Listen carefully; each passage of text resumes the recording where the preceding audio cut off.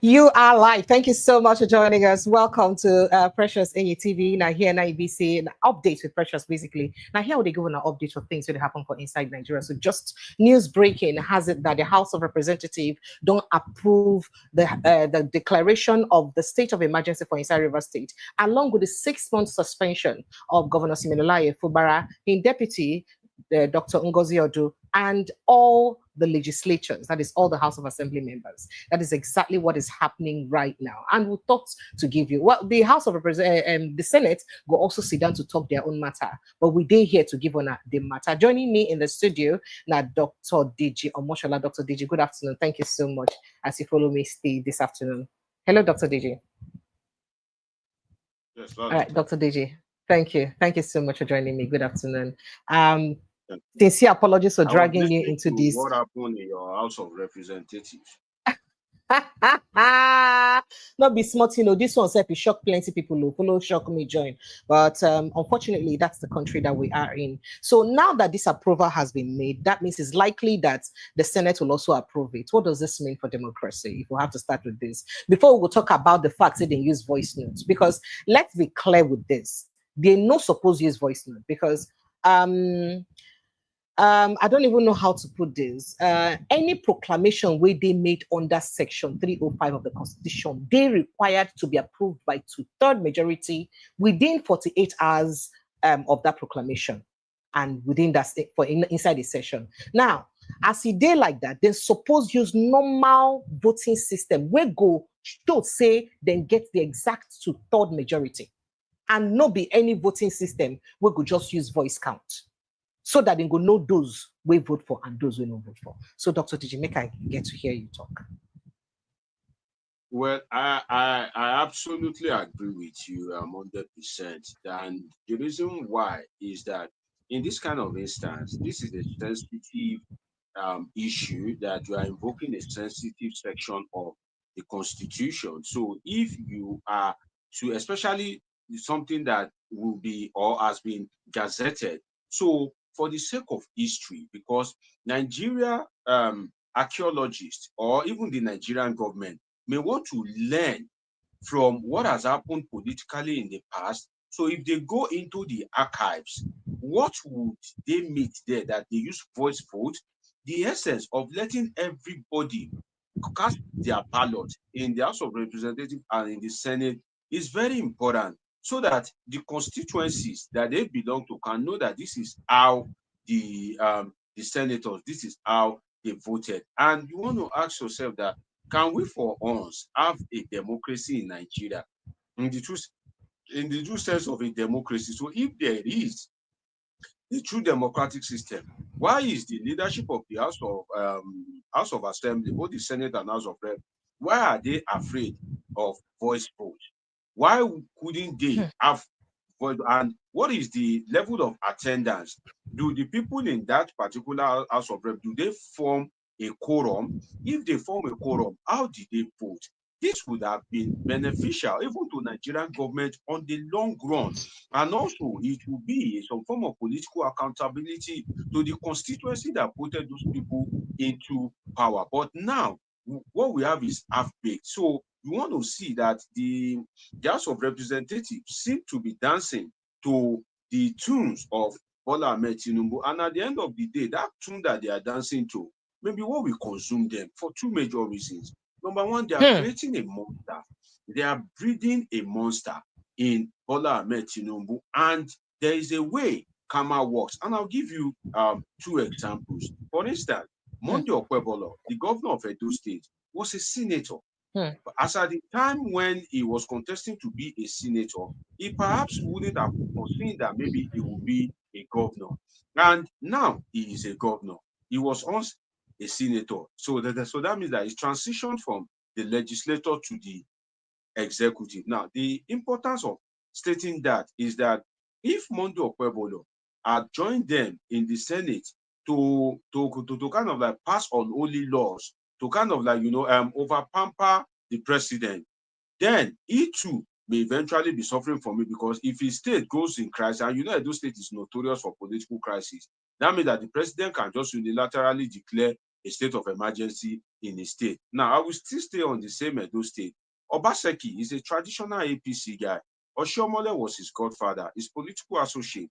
Obaseki would never have thought he can have any reason to leave the APC. But at the end of the day, life happened and he found himself in the PDP.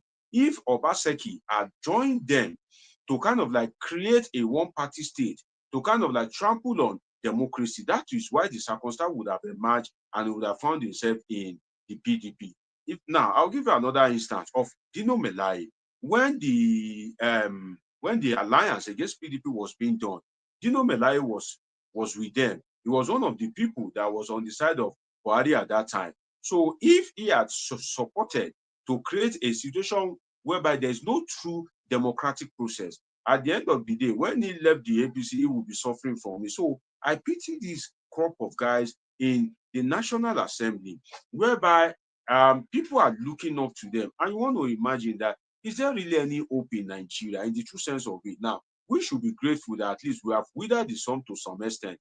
The years that I will use on it, is not the years that I will use on it. At least I've used some considerable years on it. The years that you too will use on it, you've used some considerable years. I can see Precious smiling. You don't want to die. Whether you like it or not, it's death that will end everybody, Precious. Even Jesus Christ, the only begotten Son of God, he died. So who no go die? So this smiling that you are smiling, Mama no want die, you. Mama want enjoy her money. I better put me as your next of kin, but you know go. Sorry, your mother is there. Make she no go cost me. Say who they wish my. Sorry, Mama. Precious. Dr. Deji, we're talking about serious matter. We're talking about serious matter that is about to endanger our democracy. So not to talk about the matter. Forget about me when you get just about it. Then I remember 2,500 per account. So it won't be next of kin. Mommy is there, and that is highway to, in fact, A course, A1, grade A course. So mommy, I beg you.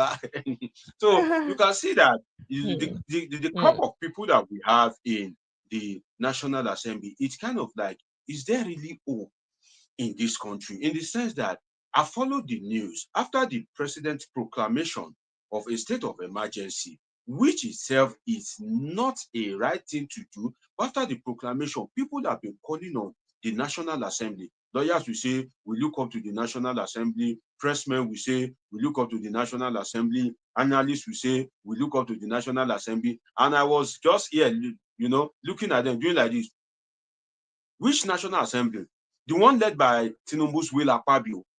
This National Assembly, no, you can't get anything meaningful out of it. Yes, I think Akpabio has changed his name to Tinubu's because he himself said it anyway. He said, whatever Tinubu brings, that they are going to approve it. So you have made Bola Ahmed Tinubu an emperor. Now, do you know the danger of that?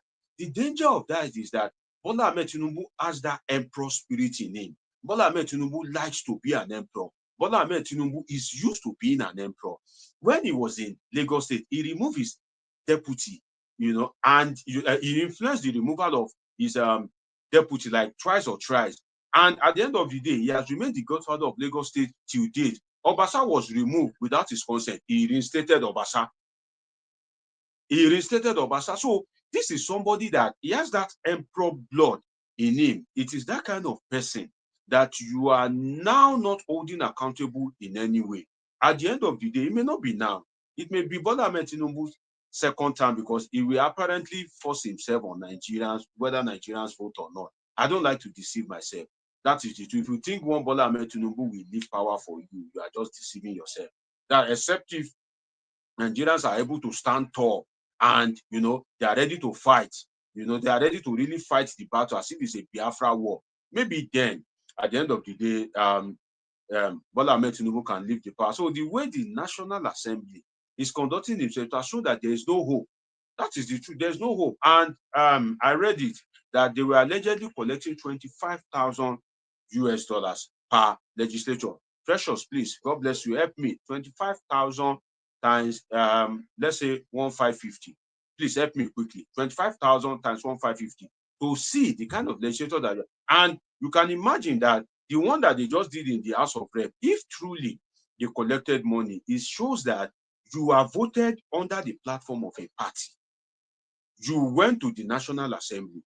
A decision was taken against your party. As a PDP member, you collected $25,000 to vote against the wish of your party.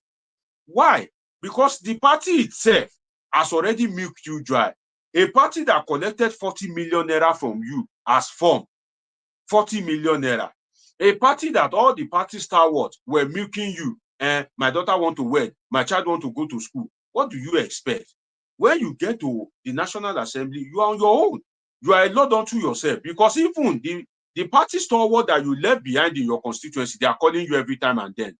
Please help me. Please give me money. My child want to enter school. I want to marry a new wife. I haven't eaten today. And the rainstorm has scattered away the roof of their house. Different kind of things. So what do you expect? So we are practicing a money-based democracy. And if it is money that you want, I trust your guy, Bola now. He has enough at his disposal. And he's a spender. So at the end of the day, what I see in this is that there may be an attempt. For instance, let us make some safe calculations here based on the political terrain that we know. I'm still waiting for your response as regards the $25,000 converted to Naira. Now, let us make a calculation here. Do you have the figure? I just want your viewers to know. Do you have the figure? 25,000 times 1,550. That's about 40 million naira. 40 million. So that's about 40 million. But now, by the way, Dr. Deji, waiting we actually hear and say all senators from another gossip where they trend for social media, for Twitter, and thank God this is on a terrestrial media, so I can use that gossip. So from a gossip trending on Twitter is that each senator got 200 million, while the House of Rep got 100 million each to back this vote. Each senator 200 million, House of Rep 100 million. Sahara Reporters had an exclusive yesterday where they said that the National Assembly was giving about $3 million to share. Another source has it that it's $300 million that they were giving. So we don't even know the one will be the exact true situation of how much exactly they give them to use embark on this journey. But somehow, all sources has it that that money has exchanged hands, and that's why this is happening. Well, let me let you finish because it's really worrisome and it's a gloomy day for a lot of people. Let me let you finish. Money has exchanged hands. At the end of the day, you see these people, what goes around comes around. As I use the case of former Edo State Governor, please remind me his name now. This Yahaya Bello. Obaseki. Okay. Obaseki. You know, as I use the case of, he's an ex-governor now. And I use the case of Monday Akpabio, current governor, that there's a way life comes back to hit you hard. So if you decide to collect money now, every newspaper cannot be wrong. You see, if you put it on a scale, the commonality in all their submissions is that they have collected money. So whether it is in dollar, whether it is in naira, they have collected money. And let us look at it. How will the Nigerian government be able to achieve this truly, if not for money? Now, let us now look at the implication of that money, the import of that money. Rivers State, has billions of naira as generated revenue every month. The money is so good. I can't remember the exact figure, but it's one strange amount, very huge amount, like a very, very huge, running into tens of billions of naira. Now, the sole administrator, I'm speaking as a Nigerian and in practical terms now. Now, the sole administrator is a beneficiary of this. Don't forget that as an administrator, you don't have to rule with the ratification of the State House of Assembly. The Federal Executive Council or the National Assembly literally doesn't have your time if you're a sole administrator. That is the truth. If you want to do anything in the state and you need to, and you need a law to back you up, you just need to liaise with the principal officers of the National Assembly if the issue of that state is being discussed, because it is not the state of those senators. They won't give much attention to it. So it is easy for the principal of the National Assembly to have their way. So once they have their way, that is the end. So if you now look at it, the man, he wants to go and sit on oil resources. He wants to go and sit on internally generated revenue. And the Attorney General of the Federation have said that the fund that was being withheld will be released to him. Let us speak in practical terms. With profound respect to the sole administrator. The sole administrator himself has a lot. Immediately he was sworn in yesterday. We are Nigerians. We know ourselves. He himself would have been pressing the button. I don't have evidence to this. I'm just speaking in practical terms as a Nigerian that we all know ourselves. He himself would have been pressing 1, 2, 3 button to make things happen for himself, to make sure that at the end of the day, the decision of the president is not upturned, because he has a lot to gain. And that is where we talk about the profiteer of conflict. The sole administrator is the profiteer. I'm coming. The sole administrator is the profiteer of the conflict in this case. So you may want to ask yourself that will he himself put the state in a situation whereby in the next 6 months, everything will be peaceful and calm, when he is the utmost beneficiary of it. So don't be surprised that if the state is peaceful and calm, when the state of emergency is about 5 months, then you will hear one bumping, one issue here and there. It's not impossible. And at the end of the day, there will be an extension, because he himself will not want to leave that stage of power. It takes I don't want to use grace, but for lack of an alternative word, it takes extra luck. I think I should use luck. It takes extra luck for you to be sitting as an administrator of a state like Rivers State. So you may want to imagine what will eventually, and as a sole administrator, who wants to hold you accountable? You may decide not to do road, and which is common for many sole administrators, because they are not even indigenous of that state. You may decide not to do road. You may decide not to do any, or not to build any hospital, just paying salaries and just to maintain a relative peace in the state, fragile peace, and that is it. Nobody will question you, nobody will query you. So at the end of the day, all this one that they are doing, they will be all right. Thank you. So, Dr. Dejime could just go listen to exactly how the House of Reps make that vote. Then we'll come back again, come look at the legal implication of all of this, because we'll play footages of different people. We get idea for inside the Constitution, and we get the legal rights, make us a legal luminaries, and waiting they don't talk about the legal implication of this case. And then waiting could be the place of the law now when it be say clearly this presidential decision they against the Constitution, and a House of Rep will be saying that their law to make, now their rights to make the law, or their mandate to make the law, don't also uphold them. Clearly, maybe the Senate is also likely to also uphold it. Then where does that keep us as Nigerians? Let's take the voice vote. Sorry, remind me, the Senate led by who? I've forgotten. Who is the Senate President? What's his name? Who is the Senate President? Please remind me. Who is the Senate Docile Akpabio. Docile, no, you are not updated. Tinubu's will. Tinubu's will to go against. That's his name. To go against the decision of Tinubu. Now you talk about Tinubu's will. It will be rapid. You will see now. Let's play the video and we'll come back. So let's take the voice vote from the House of Reps today. Just a few minutes. Any more contribution?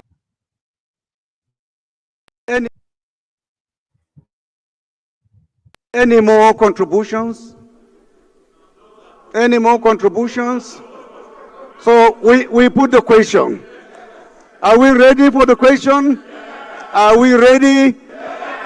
Those in support of this request of Mr. President as amended should say aye. Aye! Those in support of this request from Mr. President as amended should say aye. Those against should say nay. There is have it. Thank you very much. Okay. There you are. You've heard it, Dr. Deji. You heard the resounding ayes. And almost, on that? Please go ahead. Meanwhile, just for the purpose of Nigerians who just join us, there is no way that such a vote will get to do with a proclamation from Section 305 of the Constitution should have been made by voice vote. It shouldn't have, because it needs a clear two-third. That means we they should say it's supposed to be two-third majority of the House. You're not supposed to use voice votes. And now they adopt voice votes. So go ahead, Dr. Deji. Make I just thought to enlighten Nigerians. When the principal officer, the Speaker of the House of Representatives, when he put it to vote, thank God I'm not on the normal terrestrial medium. Who was that fool that put on his mic and shouted? Into the mic? Who was that fool? Which constituency somebody's father such a person represents? Who is Absolutely. that, who is that non-entity that have found its way into the House of Assembly that, they were passing a vote on an issue and you put on your mic and you shout into it. You can see the kind of ragtags, scallywags that sometimes find their way into the National Assembly. There are good people in the National Assembly. There are some educated people, they are technical, they are professionals. But sometimes, because of the kind of politics that we practice, some scallywags, some street urchins find their way into the National Assembly, and that is what we would have seen. Now, even if you look at it, the Speaker of the House of Representatives, he himself had to hurriedly, and in now had to end it with thank you. Thank you for what? So you can see that at the end of the day, you see, it is sad because the role of money in this country, the value that we have placed on money, and that is why everybody wants to get rich, everybody wants to do ritual, everybody wants to do one thing or the other, cut corners, corruption everywhere, because of the value that we place on money. And at the end of the day, you will see where it will lead us. Okay, now the sole administrator will rule for 6 months. It's okay, but what is painful in all of this is that there are two actors to this, two major actors, and one is punished. Siminalayi Fubara has been left vulnerable. Power has been taken away from him. Access to resources has been taken away from him. Influence has been taken away from him. Three things. Power has been taken away from him. Access to money has been taken away from him. Access to resources have been taken away from him. Influence have been taken away from him. These three things, when you occupy a political office in Nigeria, you occupy political office mainly for these three things. Now, Fubara has been stripped naked. And at the end of the day, Nyesom Wike, who happens to be the leader of the other side, has been left in a position of power, access to resources, and a position of influence. So where is the justice in that? You see all these people that are shouting, hi, hi, they will come back and cry because they are emboldening Bola Ahmed Tinubu, and Bola Ahmed Tinubu, because he's used to it, he will want to try his luck to hold Nigeria by the jugular to see whether he can lord over his wish over Nigeria and see whether he can still have Nigeria in his pocket when he leaves as president, the way he has had Lagos in his pocket. And by that time, it will be very painful to these people. So if I were to be an House of Rep member, you see, I would rather prefer to reject whether it is 40 million or something, and to make sure that Bola Ahmed Tinubu is put in check. And you may want to ask yourself, where is the role of the opposition party in all these things? Is exactly. Because yes, because they're not supposed to make ticket free. Is it possible for them not to make? In fact, they might not be opposition. The major party not even make. The major party not even make 2/3 for this vote. They need the support of the opposition to make 2/3. That means whether the PDPs of this world, whether the Labour parties, whether the YPPs, the NNPPs, they are all the same thing. Because they actually, the APC need them to make it 2/3. If they have done this in the days of Jonathan, it would have been okay. God will not kill us. So we'll all be alive. 2027, 2031 and beyond. May God spare our life. If they had done this in the days of Goodluck Jonathan or Yaradua, it may not come with consequence. But the man that you are trying to worship, if you are a student of political history, Bola Ahmed Tinubu, and look at what the Attorney General said yesterday. I'm telling you. Turn by turn. I need to play that video. That's why I refuse to play the video. How can an Attorney General, who is supposed to be the guardian of our Constitution, as at today, say the things he said without understanding? He never mentioned the fact that Fubara tried his possible best to see this House of Assembly members, wrote to them several times. He exonerated Wike of all blames and even had the mind to say that section 305 mandates the president, gives the president the power to remove any governor he wants to remove. Are you kidding me? So what's it tell to the kind of people who will get for power? They are emboldening Bola Ahmed Tinubu. And at the end of the day, there is a time it will backfire on their state.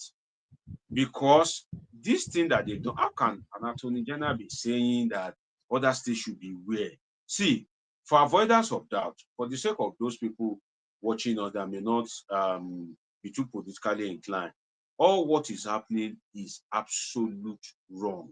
Everything that is happening, the declaration of a state of emergency, the way it was declared, and the state and the National Assembly, everything seems to be wrong in the sense that, just give me, I don't know if I can have 5 minutes for the sake of those watching us so that I can just put some things in context, in proper context. See, in a democracy, you cannot say because you are a president, you will decide to remove a governor. That is absurd.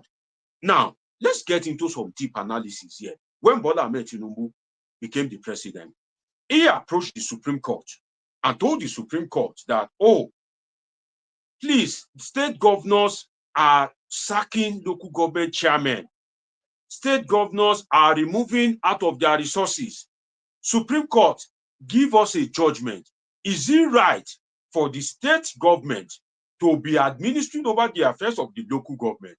The Supreme Court gave a judgment and said no, despite the fact that this constitution empowered the state government to be receiving the allocation together in a joint account. The Supreme Court said no. And Bola Ahmed Tinubu that went to court to reduce the power. See, I pity Nigerians. See, this is not the era to be thriving in ignorance. Because by the time you would have come out of your ignorance, you may have been dead. That's the problem of ignorance. Now, let me continue. The same Bola Ahmed Tinubu that approached the Supreme Court is now the one that unilaterally declared a state of emergency to sack Fubara. The way Bola Ahmed Tinubu was elected was the way Fubara was elected. You may want to argue that to forestall breakdown of law and order, then the question will lead us into, is there a breakdown of law and order in Rivers State? The answer is no, and I'll justify it if you would allow me. Imo State, there have been cases of kidnapping, killings since Uzodinma became the governor. State of emergency. Some local governments, like Olu local government in Imo State, are almost inaccessible. Go ahead, sir. Go ahead. Okay, I don't want to lose my thought. I want to try and give my viewers some instances offhand. I mentioned Imo State. Yes. Yesterday, I mentioned yesterday that 3 or 4 soldiers were executed by ISWAP, that they were shot dead. I can't remember the state. Now, no state of emergency have been declared in that state. Lagos State, there was turmoil when Obasa was removed. There was an invasion of the State House of Assembly. There was pandemonium across the state when the issue of the Lagos State House of Assembly came to bear. A state of emergency was not declared in Lagos State. Zamfara State, the areas where Bello Tuji have been reigning king as a bandit, state of emergency was not declared in those areas. So you want to ask yourself, what is the essence of declaring a state of emergency in Rivers State? Then you also want to ask yourself that if you want to declare a state of emergency in Rivers State at this point in time, can't you follow the Jonathan template? Why go back to the Obasanjo template? And you will recall that during the Obasanjo period, it was discovered that Obasanjo's step was wrong, that you cannot sack a sitting governor under any guise. So when Jonathan declared a state of emergency in 3 northern states, he didn't remove the sitting governor. So we have a precedent. So instead, rather than for you to build on that, you remove the governor. You cannot, under a constitutional democracy, as a president, you cannot suspend a sitting governor that was elected, that carried the mandate of the people. For the avoidance of doubt, the Constitution has stated how a governor can be removed. If he dies in office, the seat becomes vacant. If he is impeached, then another person would replace him as the governor. If he is incapacitated, that he cannot carry out the functions of a governor, it is not stated in the Constitution that a president can remove a governor. The sole administrator that was given, that was sworn into office, on which section of the Constitution was he sworn in? Under which section of the Constitution? Then, where in the Nigerian Constitution, in a democracy, have you seen a president, not a judicial officer, a president swearing in a sole administrator? That is why I've said it, that if we are not careful, you know, they say you are what you eat. At the end of the day, Nigeria would have been what politicians made it to be, and what we have tolerated the politicians to make it to be. That's what Nigeria would have been at the end of the day, because you cannot declare a state of emergency and sack a sitting governor. The way you campaign, that is the way Fubara campaigned. The way that you were sworn in, that's the way Fubara was sworn in. So let us look at something. Bola Ahmed Tinubu crusade that, oh, he's a Democrat. You hear, oh, Nadeco, this, that, you know, exile. You know, we fought the military. I'm a Democrat. And I want my viewers to listen very well to where I'm going. Now, we fought the military. We chased the military out of the barrack. Okay, all well and good. Now, fast forward. You are now the president. The same military that you fought, the same military that you fled to exile out because of their persecution, is the same military that you are opposing on River State. The question now comes, as a political scientist, that can you mix autocracy with democracy? So if in a democratic setting, can you mix autocracy with you cannot mix autocracy with democracy. The same military that you ran away from, you use your hand now to bring the same military and lord it over River State. Now, the implication of that is that you said, oh, Fubara has messed up, the State House of Assembly have messed up. Okay, so therefore, a military administration should be put in place. What happens to appointing a civilian to lead them to be the sole administrator of River State? In what law is it written that a civilian cannot be appointed as the sole administrator of River State? Rather than appoint a civilian and still follow the democratic process, you appointed a retired vice admiral, a military guy, to become the sole administrator of River State. Not only that, you now committed a sacrilege by invading the River State government house with soldiers. At the end, you send soldiers to River State government house. Let us ask a question.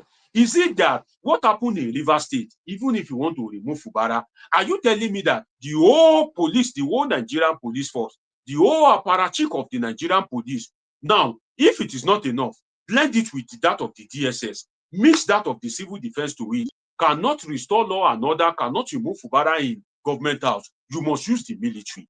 See, the implication of this is that you are emboldening the military. You are gradually bringing them back. And I'll give you an instance. The retired vice admiral, he has friends that are retired military guys as well. So some of them, if we give them some strategic contract, you put them in some strategic positions in River State. That is normal. Everybody has his own clique and friends. And you are making the military to taste power. You are giving the military access to power, resources, and the influence that comes along with it. His mates that are also retired, they are seeing how their fellow colleague is enjoying because the military in quote, is in power in River State. So that means that is, what we go across the military circle, that, oh, power sweet, oh, man, all these politicians, they are enjoying, oh, all these politicians, they are living large, oh. Imagine our friend, Abass. Abass, they enjoy for Rivers now, and at the end of the day, his fellow colleagues will desire that same power. If they see that Abass' life change within few months, that is the sole administrator, they are seeing Abass without the mandate of the River State people. They are seeing him living a life of influence, affluence, and luxury. See, there's something magnetic about power. You are inviting the military. You are bringing them back to the democratic space. So Bola Ahmed Tinubu committed a sacrilege, an unforgivable sacrilege in the same democracy by ordering the military to go into the River State government. Now, this is the end point. You said Fubara have messed up. You said Fubara has messed up. You pushed him. You pushed the military there. The day you mess up, what should happen? As a president, I want to ask you that. So are you not signaling the Femi Falana asked that same question, and I get a footage of when he asked that question. Femi Falana asked that question when he be saying, analyze within President Tinubu do and how unconstitutional indeed. And I also like to state that I think Inehibe Effiong also said something about this. And then Atiku Abubakar just had a press conference right now where he spoke about this situation. Let me start playing you that press conference from Atiku Abubakar, excerpt of what he said and the demands that he has made from President Bola Ahmed Tinubu. Some of the demands, I didn't quite capture all of them for the want of time. So let me just capture if this issue had to do take a listen. With breach of security in whatever, if this issue had to do with breach of security in whatever form, the question that should naturally be asked, who controls the police, the military, and the DSS, the governor or the president? Now, ladies and gentlemen, our demand and call to action. Number one, immediate reversal. We call on President Bola Ahmed Tinubu to immediately revoke this unconstitutional proclamation and reinstate the elected governor, deputy governor, and state assembly of Rivers State. 2, National Assembly reduction. We call on patriotic senators and representatives to vote against this illegal action when it comes before them for approval. The National Assembly must stand on the right side of history and not allow itself to be used to legitimize an unconstitutional power grab.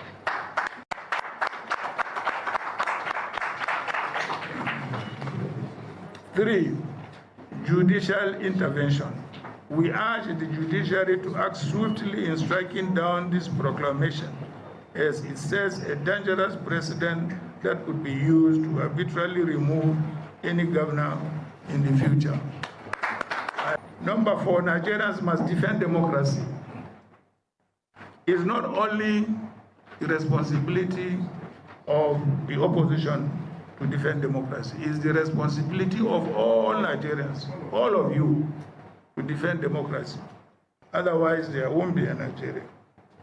We call on all civil society organizations, political groups, and Nigerians of good conscience to stand firm in the defense of this democracy that we all have toiled to build. Rivers State is not a conquered territory, and Nigeria is not a dictatorship requiring the replacement of an elected governor with a military administrator. It is about the future of Nigeria's democracy.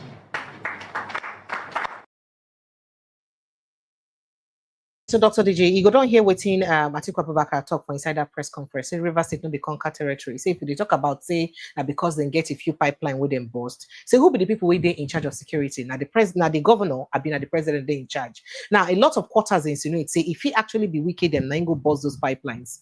That's what people are suggesting, just so that they will take this action, understanding that this action may be the next action to take. Now, let me play you that footage of an interview that Femi Falana had yesterday with, I think, Shewon Kimaloyo of Channels Television, and we didn't get to talk about this situation. If a governor cannot remove an elected chairman or councillor of a local government set by the Supreme Court, and the president removes Section 305 allows the president to declare a state of emergency in the entire federation if the country is at war. Now, who is going to prosecute the war? Will the president resign, or I hereby remove myself? There are 320 sections of the Constitution. Nowhere is the president empowered to remove the governor of a state or suspend the governor of a state, suspend the deputy governor of a state, suspend the legislators in a state. So, Dr. Digi, now that question where you asked me that, yes, go ahead. Because that's the question that will come to any sane mind. Now, let me first of all take it from. So, if there is chaos in Nigeria, if there's chaos in Nigeria, how would President Tinubu remove himself? Not vex, so just very quickly. I will even come to that. I want to respond to Edmond Falana. You see, Femi Falana, senior advocate, with profound respect. If he gets to watch this, I'm not sure he will. You see, it is not when things happen that you'll be vibrating, that all your head will be shaking, you know, the Agama style and all that. No, sir.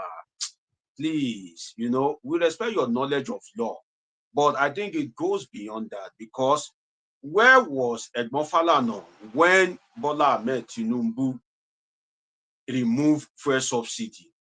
These are the people that, one way or the other contributed into the making of the Bola Ahmed Tinubu that we have today. And I said it earlier, Precious. I said, at the end of the day, everybody that is contributing into creating a monster in Bola Ahmed Tinubu will come back to be used as a meal by that particular monster when the monster fully matures. You see, this ones that Bola Ahmed Tinubu is doing is testing the waters. Bola is a very calculative guy. He's testing the waters. He's testing. By the time he will unleash his full venom, then it would have been too late. So I sympathize with Edmond Falana that, it can go to a stage whereby he will be shouting, screaming, vibrating. I feel his pain. I understand his pain that, as a legal luminary, when you see injustice, it will pain you. Just as a real policeman, if he sees criminality, he won't be able to turn his face away, because that is what he's trained to combat. But then again, they contributed in making Bola Ahmed Tinubu what he is, because if they have true power to protest against fuel subsidy as they did during the time of Jonathan, Bola Ahmed Tinubu would have known that, okay, if he wants to take decision, he has to be very careful. But they didn't allow him to face the consequence. Now he has taken another obnoxious decision. Then to the first video you played, I'm trying to remember who is in that video. The first video you played, Atiku Abubakar. Now, Atiku Abubakar himself has a problem. He too should be blamed, because there were words on the street that when Obasanjo was recontesting in 2003, and he was hell-bent on conquering the state of the Southwest, and all the state of the Southwest went to the PDP. I heard. I don't have the fact, but and I think some of you must have heard that it was Atiku Abubakar that saved Bola Ahmed Tinubu from losing Lagos. You know that then the electoral process, there's a way it was then, that it is easy to have snatched Lagos from Bola Ahmed Tinubu, but Atiku was Bola Ahmed Tinubu's friend, and it was Atiku Abubakar that saved Bola Ahmed Tinubu from not losing Lagos at that point in time when Obasanjo wanted to have Lagos and other Southwest states. So directly or indirectly, Atiku Abubakar also contributed into the making of the Bola Ahmed Tinubu that we have today. And that is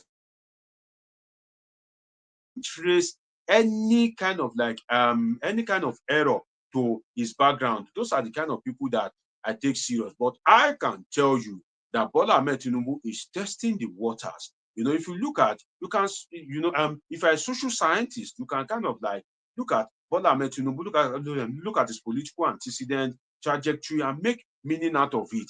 Bola Ahmed Tinubu that has kept Lagos in his pocket will naturally want to have Nigeria in his pocket when he is president and when he is no longer president. The question is, can he achieve it? He will be laying the template. He will be testing the waters. He will be kind of building his foundation, solidifying it, and you would think that, oh, it cannot happen. By the time it will happen, Bola Ahmed Tinubu would have solidified it, because right now, the two saving grace, there is no faith in them. The first saving grace is the National Assembly, that the president has done something that is apparently wrong. Okay, the National Assembly, call him to order.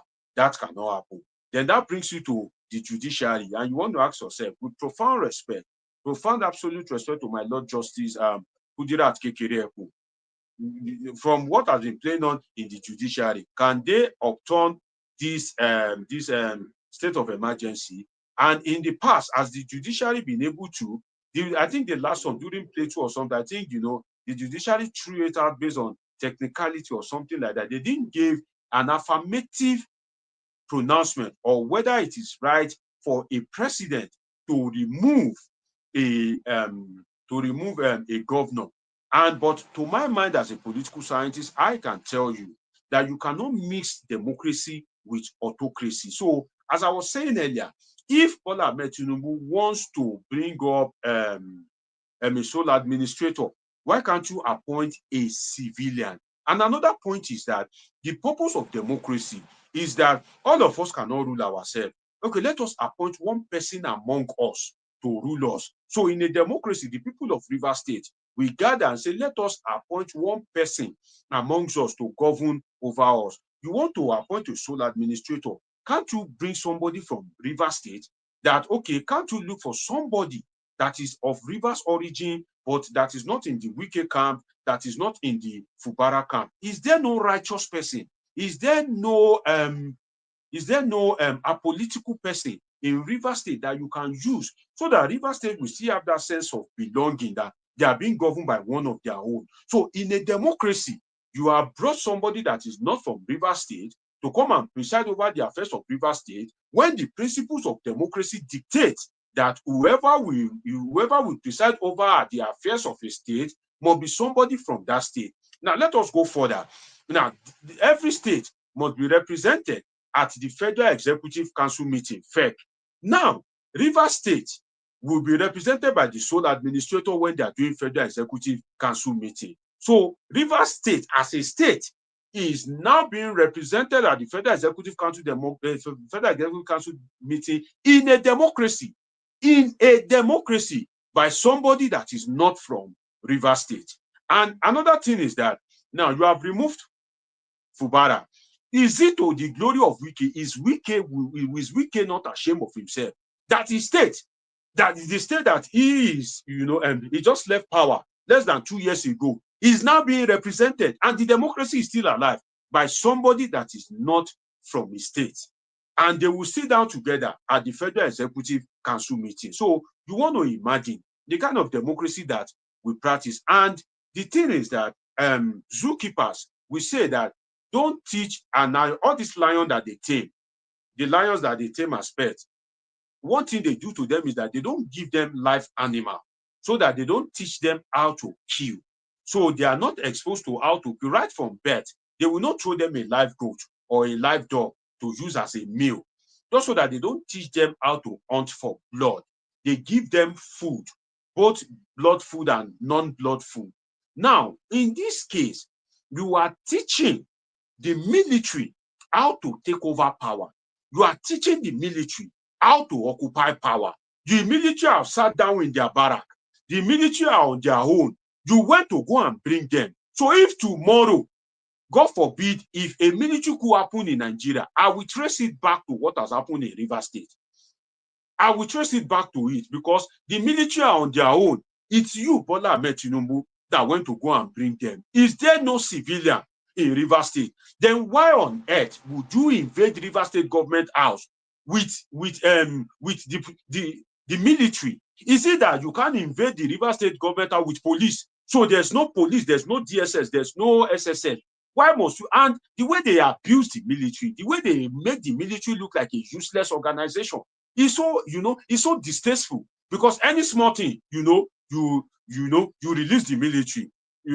Somebody is owing you money, you release the military. During election, you release the military. When somebody is supposed to greet you in the morning, he did not greet you because you are the president, you release the military. People are protesting, you release the military. People are protesting, bad governance, fearless October. The military will be issuing press statement, will be appearing before the press and be threatening Nigerians that, we are standby, we are combat ready. Absolute nonsense.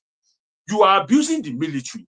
You are teaching them how to finish you, because, like I said, you are making, it's like an animal that you are teaching how to hunt, that you are giving a lion that you are giving a live goat, a live chicken. You are teaching him how to hunt. So Bola Ahmed Tinubu himself, he is emboldening the military now. He is teaching the military how to treat him, because Fubara has messed up now. You have militarized the state. And I must say this, as a political scientist, for any avoidance of doubt, I'm speaking from the position of authority. My doctoral thesis was on the Niger Delta oil issue.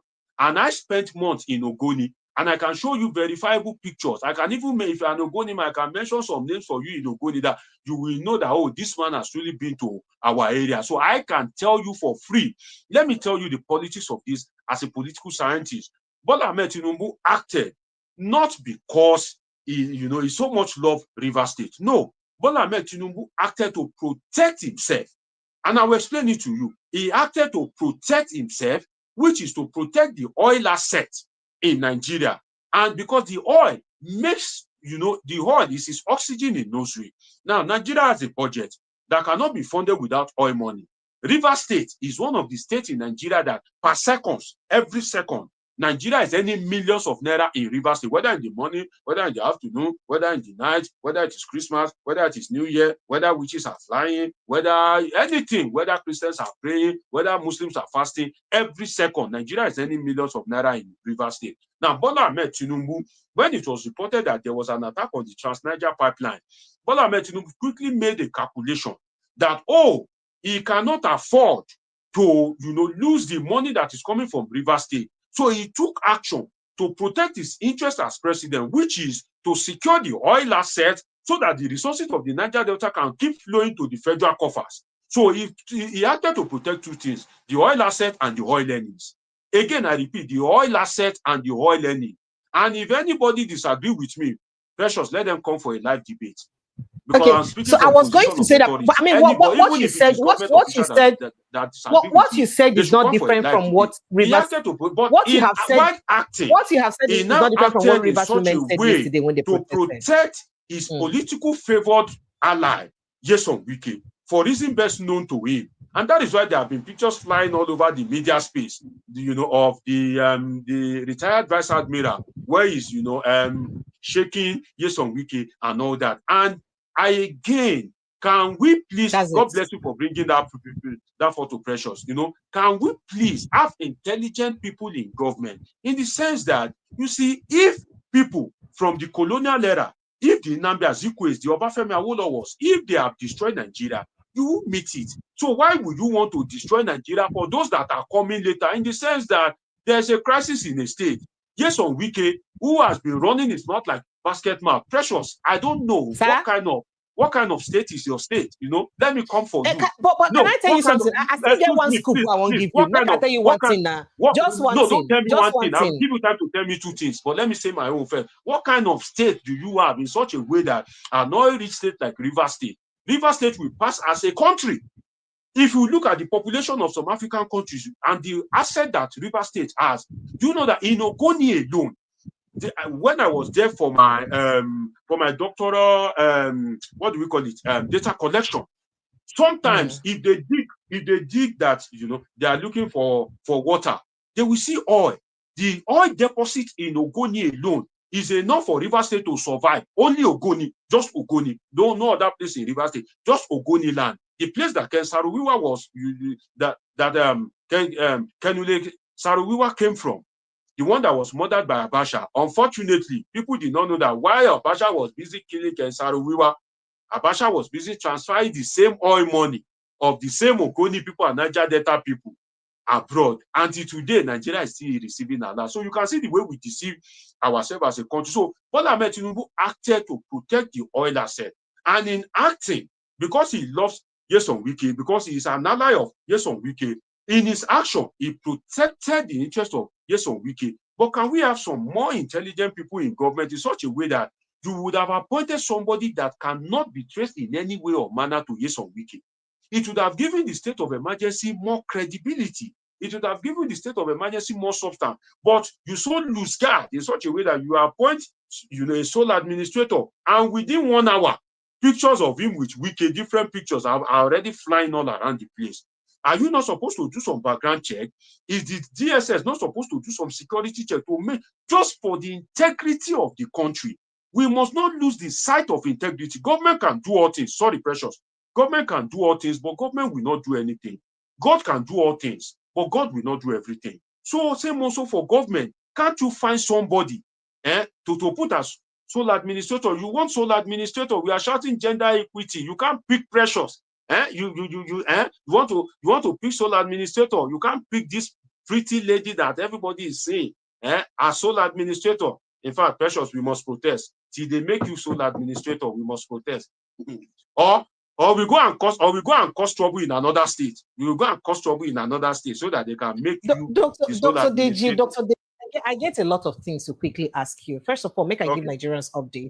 The updates that say, as we speak right now, the Senate don't go into closed door session so that they go fit take their vote. After a brief small brouhaha, where we say the Senate President and Sarah Dixon they get for inside the floor, but they can't reconcile. They don't go into a closed session. Maybe then there and they go confirm their own vote. Come vote them, yes, because I don't know what's in this administration, this government get closed door. They will come to the open floor, but they just they go through a closed door session to rub each other's ego and all that. Okay. All right. Okay. So they're actually in a closed door session now. In a short while, we'll hear their own results. But with the look of things, of course, it'd be like say it could be a yes. We also hear say the River State Administrator don't resume work. He don't reach.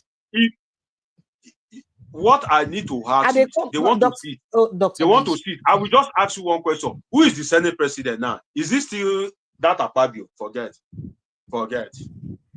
Okay. So the sole administrator right now don't reach the River State Government House where it say they made tweet federal government delegates and all of that according to matter where it say we hear and that one they follow up. But a lot of other things. In fact, very quickly, make I play you that small issue where fracas where the Senate President gets with Sarah Dixon. Then I go play because the Senate President was complaining that he saw Sarah Dixon on a national TV where he talk about the things we get to do for the House, especially with this session.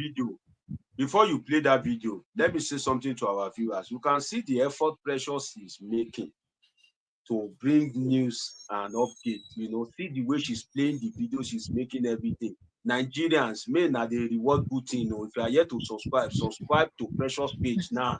Click the subscribe button. No, please. You are not. Please give me time now.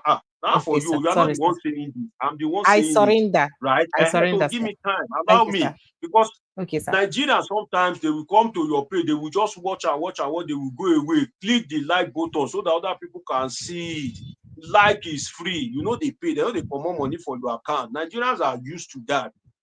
Subscribe so that at least turn on your notification button. You can see the effort the woman is doing just to make sure that you see the way she bring live update and everything. Find lady for that matter. And if you want to toast Precious, if she don't give you the number, go and look for my email right now. I'll give you a number. Dr. Dejabe, forget about that one, Joe.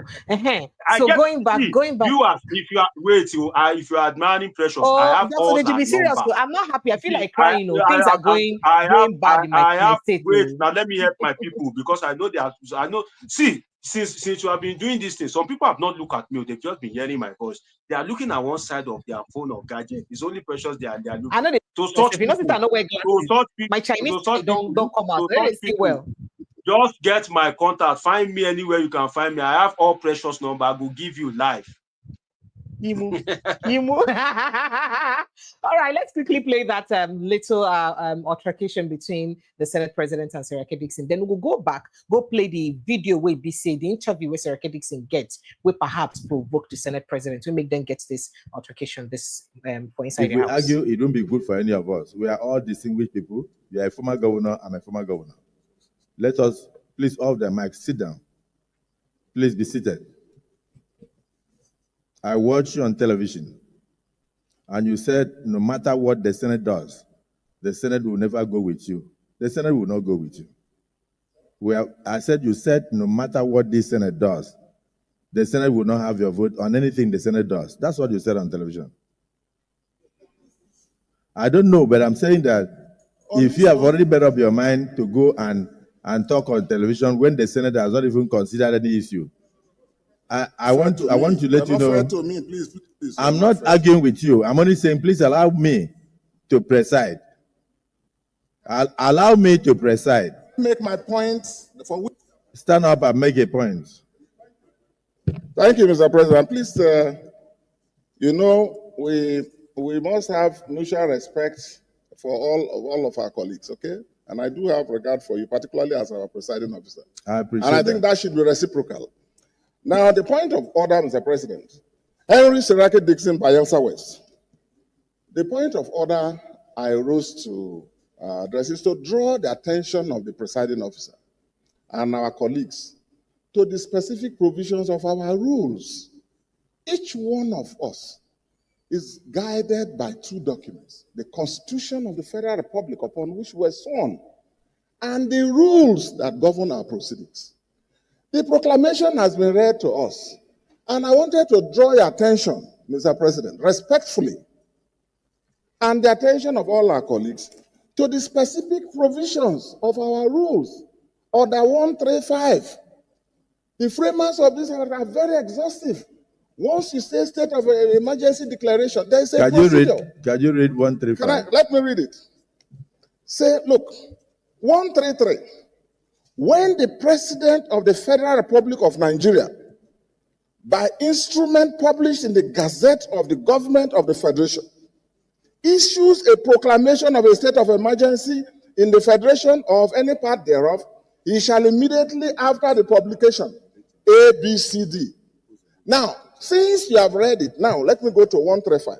The President shall, in a closed session, brief the Senate on the circumstances of the proclamation of a state of emergency. Your point of order is upheld. Thank you. All right, so very quickly, make we also go watch that video where the Senate President be referred to, will be the interview where Saraki Dixon get for the Arise Prime Time in the evening yesterday. We're gonna go watch that. So when you suspend the elected officials of states, that is like igniting a nuclear bomb in a constitutional democracy. It is for some of us ideological. 73 must vote in support. Would you be surprised if the Senate passes that? I'll be very surprised. First of all, move by the president. Oh yes, because it has to be supported by 2/3 of members. Well, you need at least 73 senators. About 73 senators. Yeah. Not only will you have 73 senators in attendance, it means that of the members who are present, you understand? 73 must vote in support. The same number that can enthrone a leadership of both chambers. 2/3. In the case of the House of Reps, 240 members. In the case of the Nigerian Senate, where I'm a member, 73 of us will have to agree. Okay? And some of us, as I've said, for ideological consistency, in defense of the democracy of our country, in defense of the Constitution, in defense of the sovereignty of the peoples of Rivers State, we are ideologically opposed to it. Now, the surprising thing be say how they use no for the House of Representatives. We don't pass this bill already now. Don't approve the suspension because they didn't use a voice vote. How did they know that they actually got the majority, at least 240 members of the House consenting to this, saying they no do normal voting? How they use no say they get up to 240 people? We're supposed to make the ideal to third majority of the House. And right now, we also hear say the Senate will also adopt the same voice voting. If they adopt voice voting too, how they go use they short say they go make at least 73 people. A lot of scholars don't come and contact against them. Yesterday, Ruben about to talk, so what the president do, the impeachable offense. And then in Hebe from today too, talk vehemently against what the president do. More go listen to him again. The comments he has made is quite disappointing, coming from the Attorney General of the Federation. For the AGF to insinuate that Governor Fubara instigated the bombing of the pipeline, if they have an intelligence, if there's an intelligence report before the president, or evidence before the president, showing that Governor Fubara has a hand in the blowing of the pipeline, they should come out and say so. But to say that he had told his supporters that when it is time, he will lead from the front, which by my own construction is simply saying, when it is time for us to fight or protest, I'll be part of it. To now construe that to mean that it is the governor who blew the pipeline, or it's the governor who sent militants to blow the pipeline, is the worst act of mischief. How many crimes in Nigeria has Tinubu condemned or spoken about? Since Tinubu was sworn in on the 29th of May, almost 2 years ago, how many acts of vandalism in our country has Tinubu spoken about? The women that have been killed, farmers that have been killed in Ondo State now. Protest was taking place yesterday. Has Tinubu come out to address it? Should we now say that it's Tinubu that is sponsoring the killing in Ondo State? The killings we are seeing across the north. Has Tinubu spoken about it? So if the yardstick is now that when a crime takes place in a state and the governor of that state does not come out to condemn it, the governor is liable. Is it Fubara that appointed the Inspector General of Police? Is it Fubara that has control over the Chief of Naval Staff, the Chief of Air Staff, the Chief of Defense Staff, the Chief of Army Staff? Is it Tinubu that awarded pipeline protection contract? So, sorry, Fubara. Is it Fubara? Is it the governor? Or is it saying that Fubara should have carried an AK-47 to protect the pipeline? This is a baseless statement by the Legal Attorney General, quite unfortunately. And let's even assume for a second that Fubara has a hand in the blowing of the pipeline. That does not justify his suspension. He still has the constitutional immunity. Otherwise, he'll be saying that a governor or a president who is involved in crime should be suspended. And that will make, if Tinubu is down tired, if the Attorney General is down tired of the immunity provision under Section 308 that some of us have been opposed to, he should come out and say so. And he has to start with his appointment of the president. All right, so Dr. Moshola Deji, make I quickly let you jump in on these conversations because very quickly we go still visit Sister Natasha. Sister Natasha goes Sky News. They carry Akpabio matter. Akpabio, while Akpabio, they use millions of, they send prayers to National Assembly members, them email, according to the gossip with Sahara reporters and others carry concerning this River State case.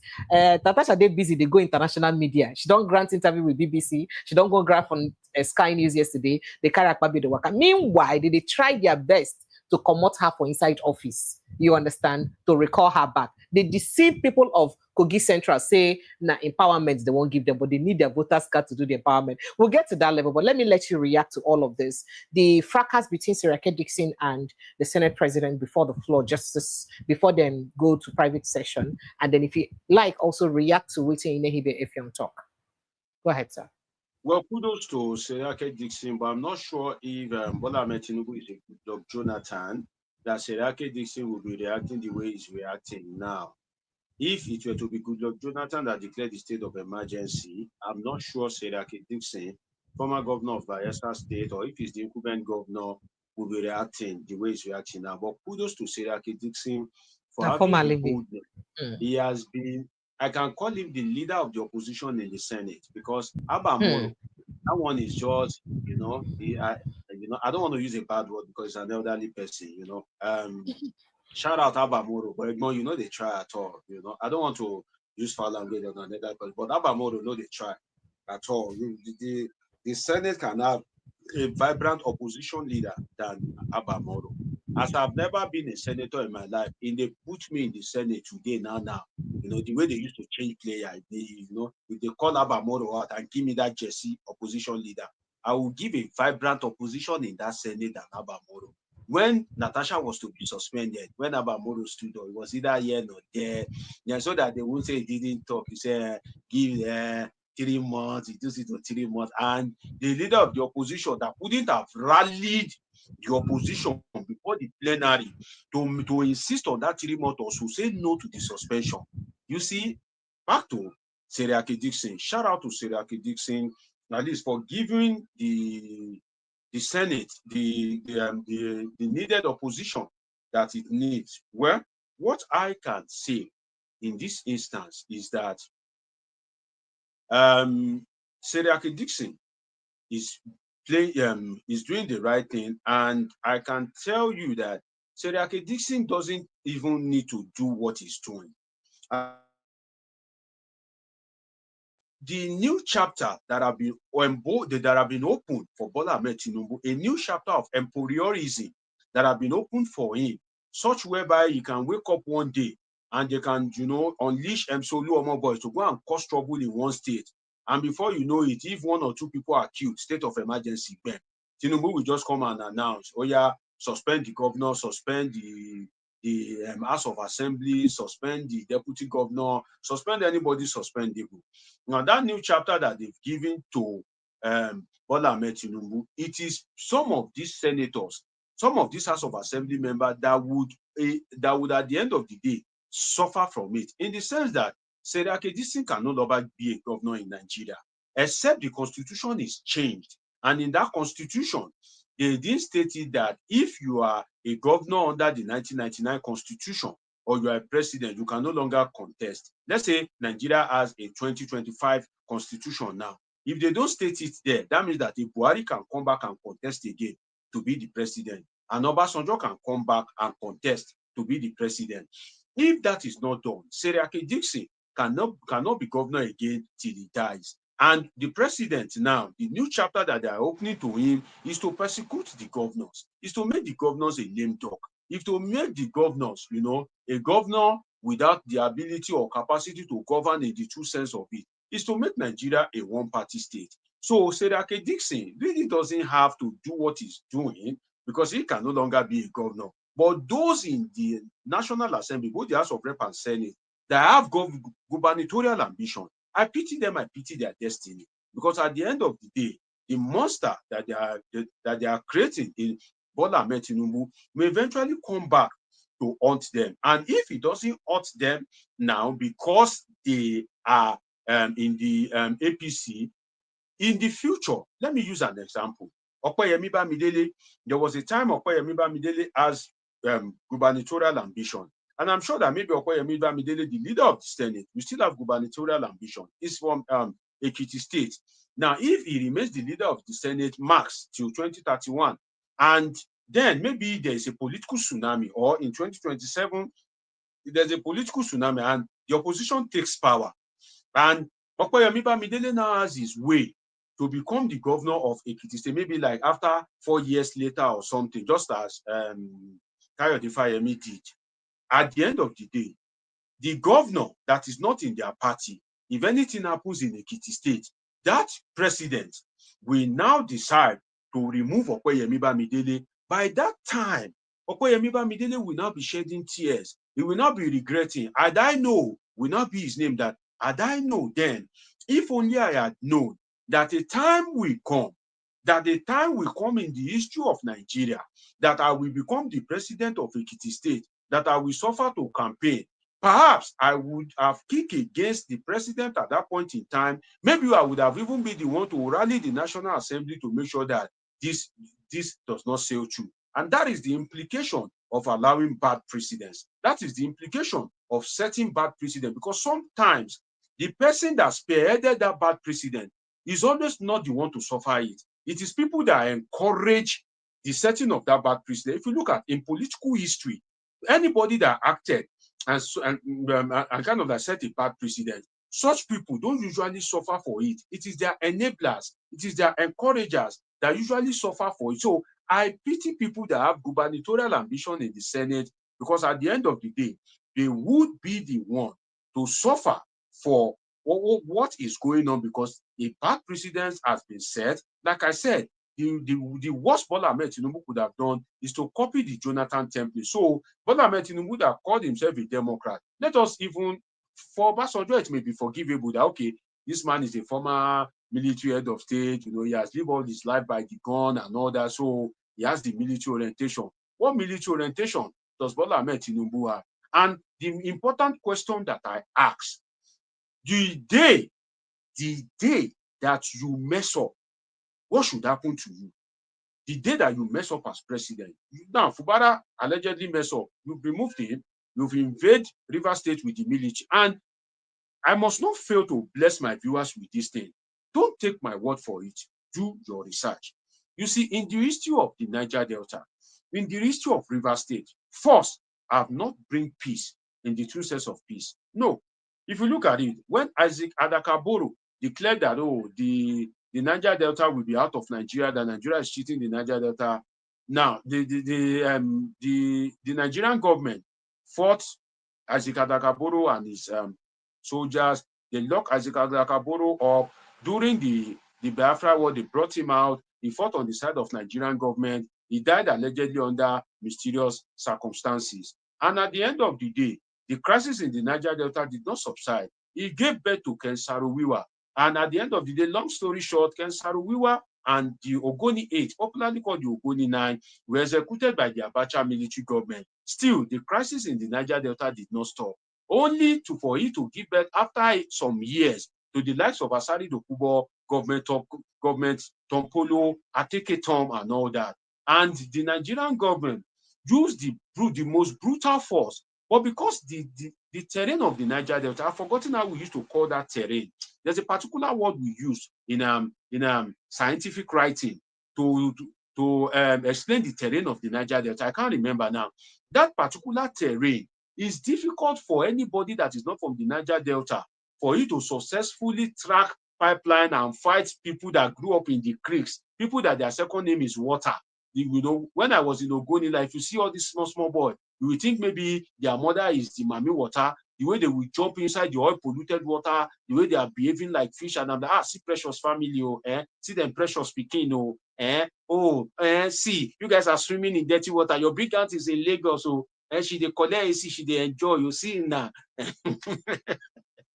I don't think I know you then, Precious. I didn't know you then anyway. So no, you didn't come. I'm not from Ogoni, so you didn't get to my area. If you went to my area, you would know.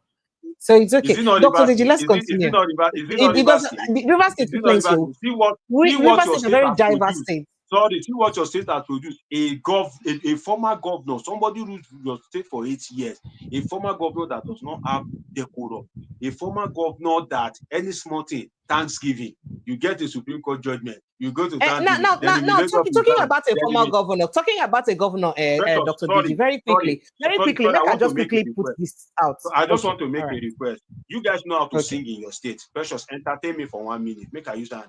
You guys are good in formulating songs in your state. And I'm sure my viewers know. My viewers, put it in the comment section. Wait, put it in the comment section. No. Let us make it a vote now. And I'm sure that you will be a good principal officer. You won't be like Tinubu's will Akpabio. Put it in the comment section. You see that they want to hear you sing. Because your state, you guys know how to formulate so you see now. You see what Tinubu has done now. Before if Precious want to present, she didn't wear glass. So state of emergency don't come now. Precious no wear glass again. I don't come on glasses. So Dr. Deji, very quickly, before this issue of bribery and the how many million would they give Akpabio, according to them, say we carry the news that we allegedly give to Akpabio to galvanize or lobby the National Assembly, make them make sure say they get the National Assembly people the right signatory to back up the president's speech. We hear say the Wike been don't tell the president say the only way, or we been don't talk say the only way when go fit you settle for peace now if Sim can face his governance and give him the local government structure to handle. So all of this is because Sim has fixed local government election by August. So the idea now to use this military administrator till in conduct local government election, we go give Wike the structure of the local government. Then it go continue. Then maybe the people recall Sim. Then, but even if they recall Sim, Wike has the structure of the local government. I don't know if this is true. This is according to rumors making the round. But if this were to be true, waiting in mean, say truly the president tilts towards that direction and insists on having this military administrator rule River State, perhaps for 6 months to ensure, say, then get local government election. Remember, say the president talks, say, then go say the military administrator go fit through him and the Federal Executive Council make some laws for inside the state. Even though people like Ruben Abati don't they vehemently against that, say the president not give himself the duty of making law because the Federal Executive Council not get the right to make laws. So if this is not true, what do you mean, I beg, no vex? Well, as you are giving the intro, I was thinking in my head that can a military administrator conduct a local government election?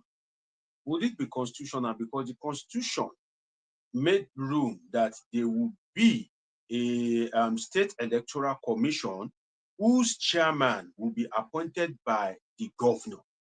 And the state government will fund that election and, we superintend over it. So if the military, the sole administrator is to conduct a local government election, who will be the chairman? Is it the one appointed by Fubara, or he will appoint his own chairman? Then the Constitution does not make provision for an administrator to preside over the conduct of a local government election. It says governor, not a sole administrator. The governor would appoint the chairman of the State Electoral Commission, and there would be budget for the conduct of the election, and the election will be superintended over by the governor and the State Electoral Commission. So if an administrator want to carry out that function, under what law would that be done? So legally speaking, I'm not a lawyer, but I am a political scientist. And from my knowledge as a political scientist, you cannot by any stretch mix autocracy with democracy. So then you said that the man will just be there for 6 months. The initial period, the president said initial period of 6 months, not just 6 months. Yes, initial period of 6 months. That means it's extendable, it's subject to extension or subject to any other change. So, yes. But if he is there, anything is possible in Nigeria. I must say that. So you know what, Dr. Deji, just let me take a quick break. Make me go play that. I like go play that.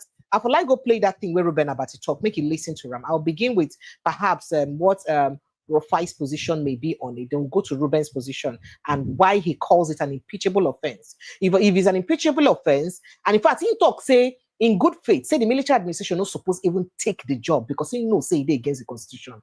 So does it mean that the military administration does not understand that what thing they do they against the constitution and now he don't accept the job? We could go listen to Ruben again. I saw a precedent that was not fair. That's what I saw yesterday. Let me now say that Section 3005, which the president quoted, is the operative principle. Now, let's look at what the president said. I think that the president has violated the Constitution, even within the purview of Section 305. And he has violated the Constitution because he was not properly advised to respect that section of the Constitution. In what regard did he violate that section of the Constitution?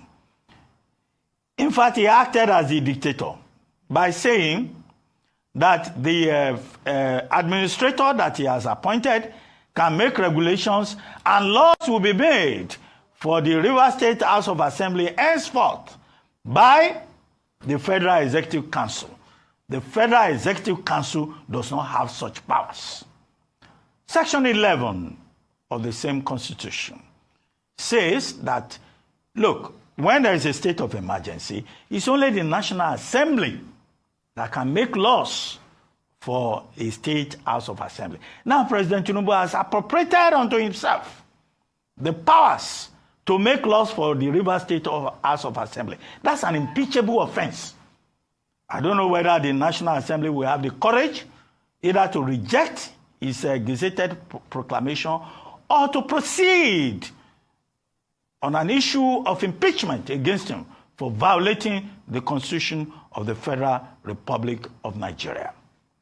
Now, the other relevant portion of the Constitution is Section 188. Section 188 of the Constitution spells out how a governor can be removed from office. A governor cannot be removed from office by the proclamation of the President of Nigeria. It can only be removed if there is gross misconduct, as put as an allegation by the House of Assembly, and then the CJ is advised to form a panel of reasonable people, people of distinguished qualities in the state. And if that panel now decides within the purview of Section 188 that those allegations are wrong, that puts an end to that process. The president has not followed that. He has acted unilaterally.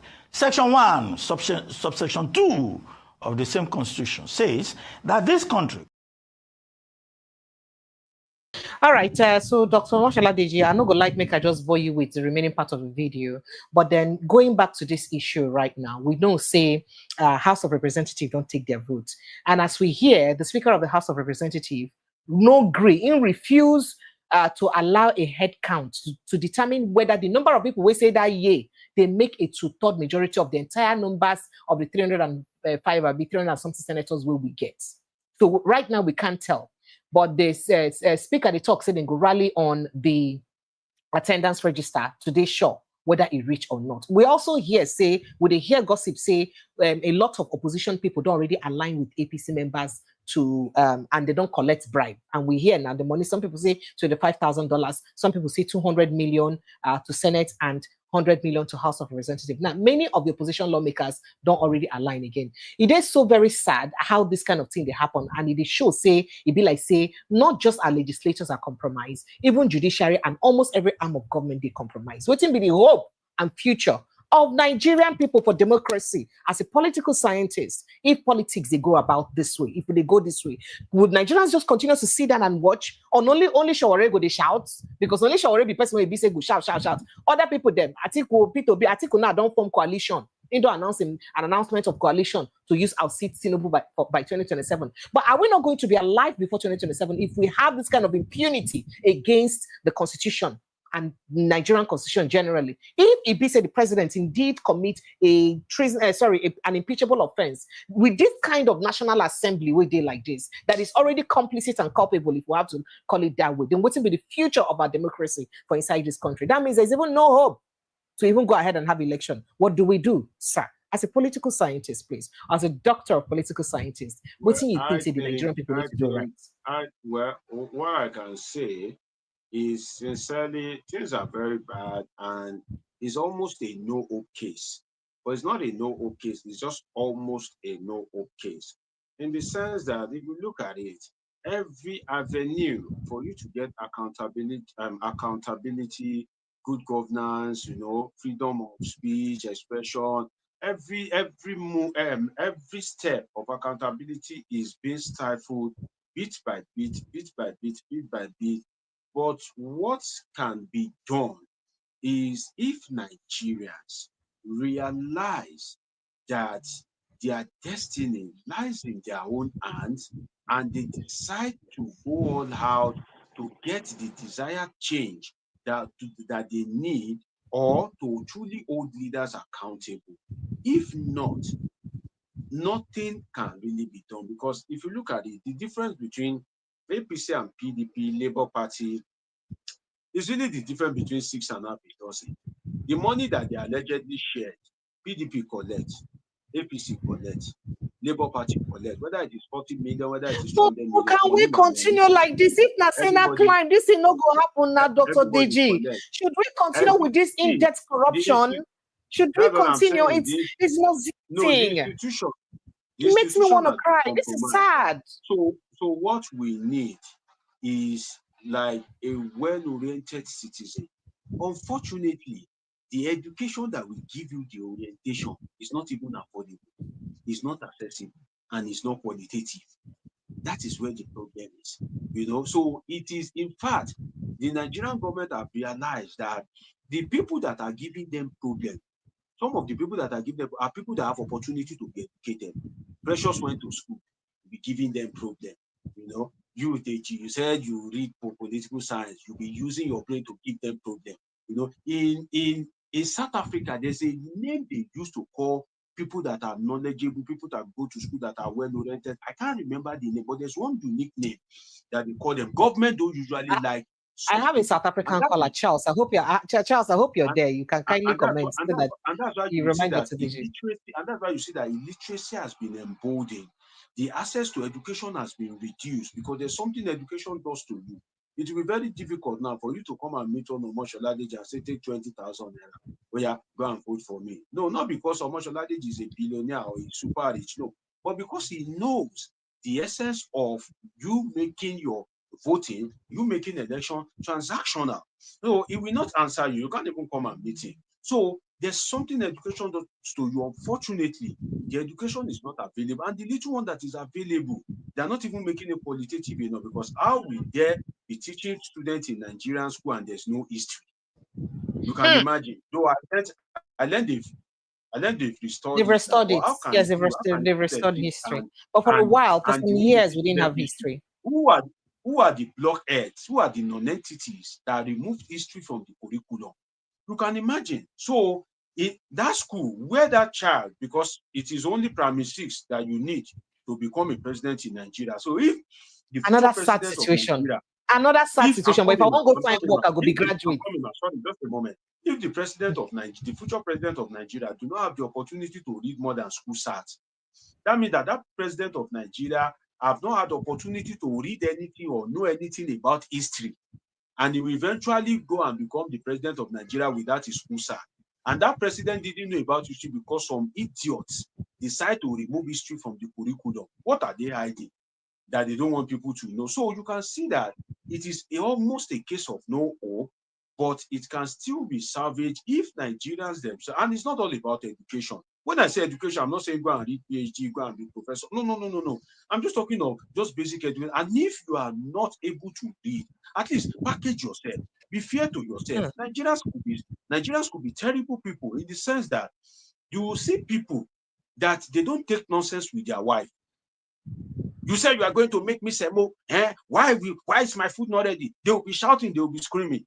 You see people that will not take it easy with their husband. You see people that will not respect their husband. They're going to be kneeling down for one pastor or something.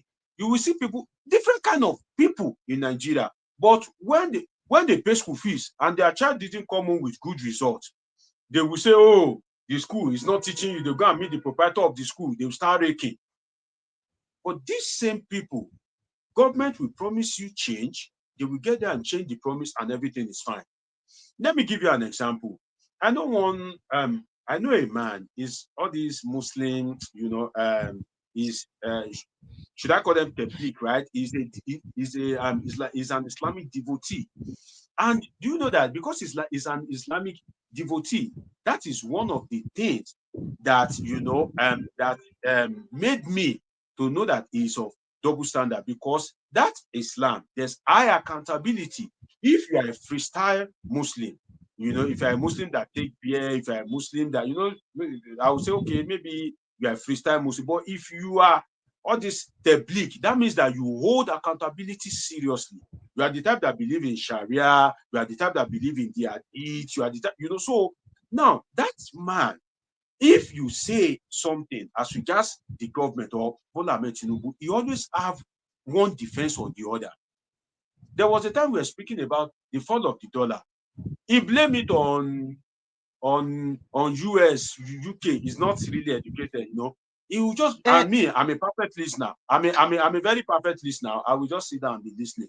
So he would say that, okay, everything is good. When I saw him some time ago, I said, 2027, what will happen? I said, we'll still vote for Tinubu. And I said, okay, all this hardship, what will happen? He was just justifying it as unintelligent as it appears. He was just trying to justify it and everything. Then the Tinubu economy hit him hard. He will call me, trying to bill me, and I'll be like, okay. You're not available. Now, to date, as I'm speaking to you now, today there are still some people I will attend to. But to date, I have not attended to it. And he will not see one kobo from me. Because what makes you think I have money? What makes you think I have money? No, it's true. So the thing is that Nigerians themselves, it's not about education. You hold your wife accountable. You hold your husband accountable. You hold the school that your children are going to, you hold them accountable.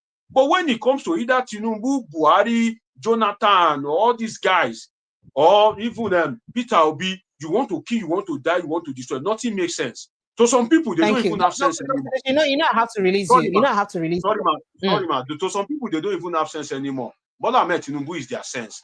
Bola Ahmed Tinubu thinks that state of emergency is right. It is right. If tomorrow, Bola Ahmed Tinubu wakes up tomorrow and he make a declaration that state of emergency has ended in Rivers State, then Rivers State does not deserve state of emergency. If Bola Ahmed Tinubu wake up, subsidy is right. It is right. Subsidy is no longer right. It is no longer right. Those kind of people, I call them the people that have no sense. They are sharing brain with Bola Ahmed Tinubu. And at the end of the day, the gain, the benefit that Bola Ahmed Tinubu has, they can't have it. Let me tell you, there are some things that can happen to the son of a former president in Nigeria.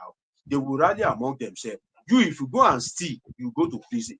The son of a former president, if he kills, now I'm comparing stealing to killing. If you steal, you go to jail because your father is nobody. Your mother is nobody. Your family is nobody. You want to die because of Tinubu, because of Obasanjo. If the son of a former president, let's say the son of Jonathan, the son of Buhari, if they kill today, maybe accidentally they commit murder. In the true sense of Nigeria, if Seyi Tinubu by mistake kills today, in the Nigeria of today, he won't go to jail. You just die in vain. So you that you are supposed to help yourself, you that you are supposed to have sense, you don't have light. Your neighbor doesn't have light. You can't go to good school. Your neighbor cannot go to good school. You know, you don't have money. Your neighbor doesn't have money. Tinubu is living large. He's living fine. His cliques, they are, you know, enriching themselves. You know, they are strategizing how to be there to 2031. That 2031, that is if you have not finished. If cardiac arrest has not killed you, you know, if you have cardiac arrest today, no hospital to attend to you. You are just like a finished product. See, let me now break this table finally. Do you know that what they feed dogs, and some of the people that are watching me from the diaspora, they can put it in the comment section abroad. Do you know that dogs, and I'm saying this authoritatively, and anybody that challenge me should go abroad and see what I'm saying. See, they are abroad, dogs, cats live better than some Nigerians. Do you know dogs, cats, eat better? Dogs, just go to YouTube, Facebook, see what they feed some dogs. See what some human beings eat in Nigeria. Let me give you, I think I've shared it on this platform before. My aunt, she wanted to go and I want to make her release you because I want to make you quickly drop matter for. Okay, go ahead. No, I won't be able to drop matter for Natasha maybe next time because I'm running late on time. But because I've said I want to just say a story, and I know my viewer Nigerian like story, so let me tell them this story. I think I've said it there before. My aunt went to go and grind all these, what do they call elubo? Precious, help me please. Yam flour. I hope I get it right. Elubo that they used to make amala. And when she got there, she saw a woman that is looking dejected and sorrowful. See, whoever you are that you are watching me, thank God for your life. You still have some level of comfort, some level of convenience. That's why you can still even have eyes to watch some analysis and to make meaning out of it. People are suffering. If you are not in Nigeria, maybe your family would have told you, maybe you have been. People are, don't let us minds what, don't let us say the truth the way it is. People are suffering. See that copper, Ushe Ugwamayi, you know, that she has been enjoying in her family house. She leave family, I never reach 1 year. She don't cry. She don't make waiting make people like Precious do. We say they don't the independence since 1830. Yeah. Precious, we don't they express our own independence is like 1860. Waiting made them do. So you can see that when she got to where she would grind the yam flour, she saw the woman. She saw that the woman came. She went to go and meet the woman that is operating the machine. And that one just screamed out that, no, I can't accept it. I can't accept it. This is what I can accept. Now, the woman left because of the reaction of that woman. She stepped back and she went to the back and tears was rolling down her eyes. When my aunt saw her, my aunt approached her that, madam, you know, she approached her in Yoruba, madam, which is an elderly person like you. You can't be crying like this. What is the problem? She said she doesn't have money. That what she brought to grind, and I want Nigerians to listen attentively. I wish Bola Ahmed Tinubu, because before I hear of Bola Tinubu, I don't think Bola Ahmed Tinubu is a very rich guy or something. I'm not sure Bola Ahmed Tinubu's father that used his semen, his penis to give birth to him, is a very rich guy. No, I've always heard of the. Why did you have to describe it to that level first so that we understand the particular father you're talking about? No, I should be asking you that. How did you know what I described, Precious? No, it's okay. Go ahead, Dr. It's okay. It's okay. Don't tell me to go ahead. Finish the story. Dr. You drop a word from me on Natasha. No, don't tell me to go ahead, Precious. This program has been peaceful. Give me the political perspective. Dr. Deji, you owe me one sentence on Natasha Kotti's case. Precious, let us fight. Let us fight. Dr. Deji, now. Precious, we must fight. The way they declare state of emergency in Rivers State, me and you, our matter must reach Tinubu, and it must reach Tinubu destiny. Not be me and you. Now, carry me to the International Criminal Court. I don't want to go Nigerian court. So, make you go Nigerian court. Back to the story that I'm telling my people. It's a touching story. And the woman said that some of our people that know how they make pap, you know that when they grind the corn, they will sieve it, right? They will use this white cloth, the way they used to make it, they will sieve it, and there will be some waste products, those sharp waste products, they will throw it away, right?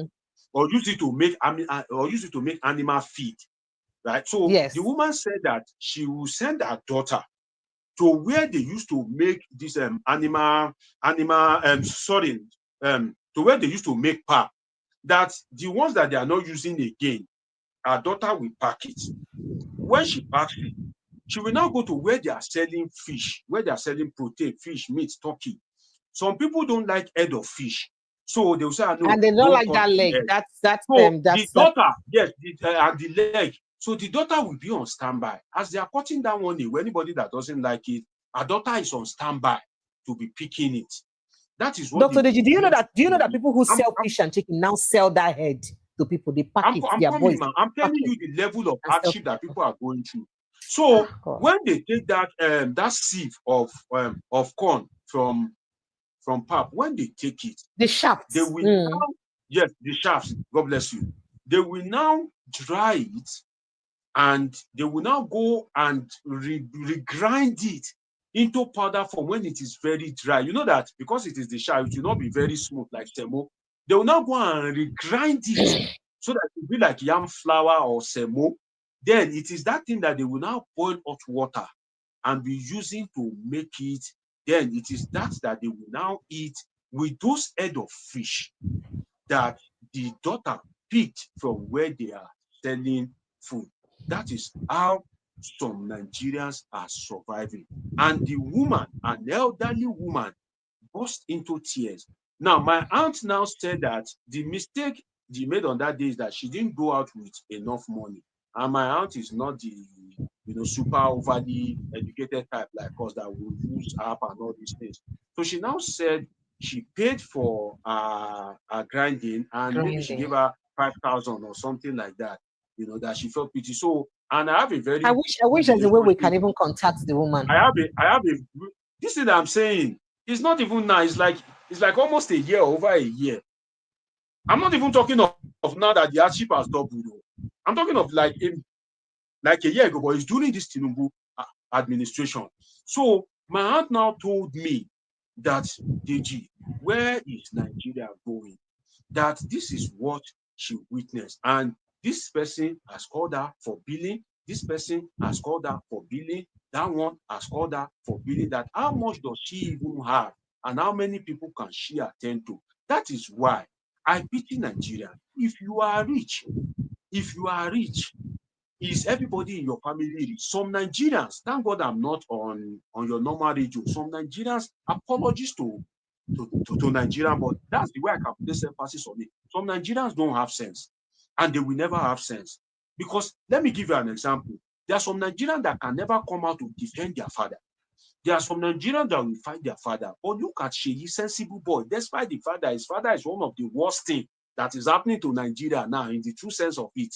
See the way he's defending his father. They keep coming for me. They keep coming for my father, your father. Asiwaju Bola Ahmed Tinubu, the greatest president Nigeria ever had. I watched something on TikTok yesterday. I laughed for like 5 times.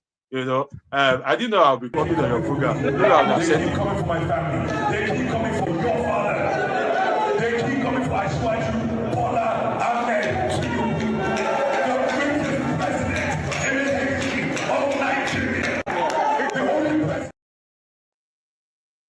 They say the greatest president of Nigeria. My father, your father.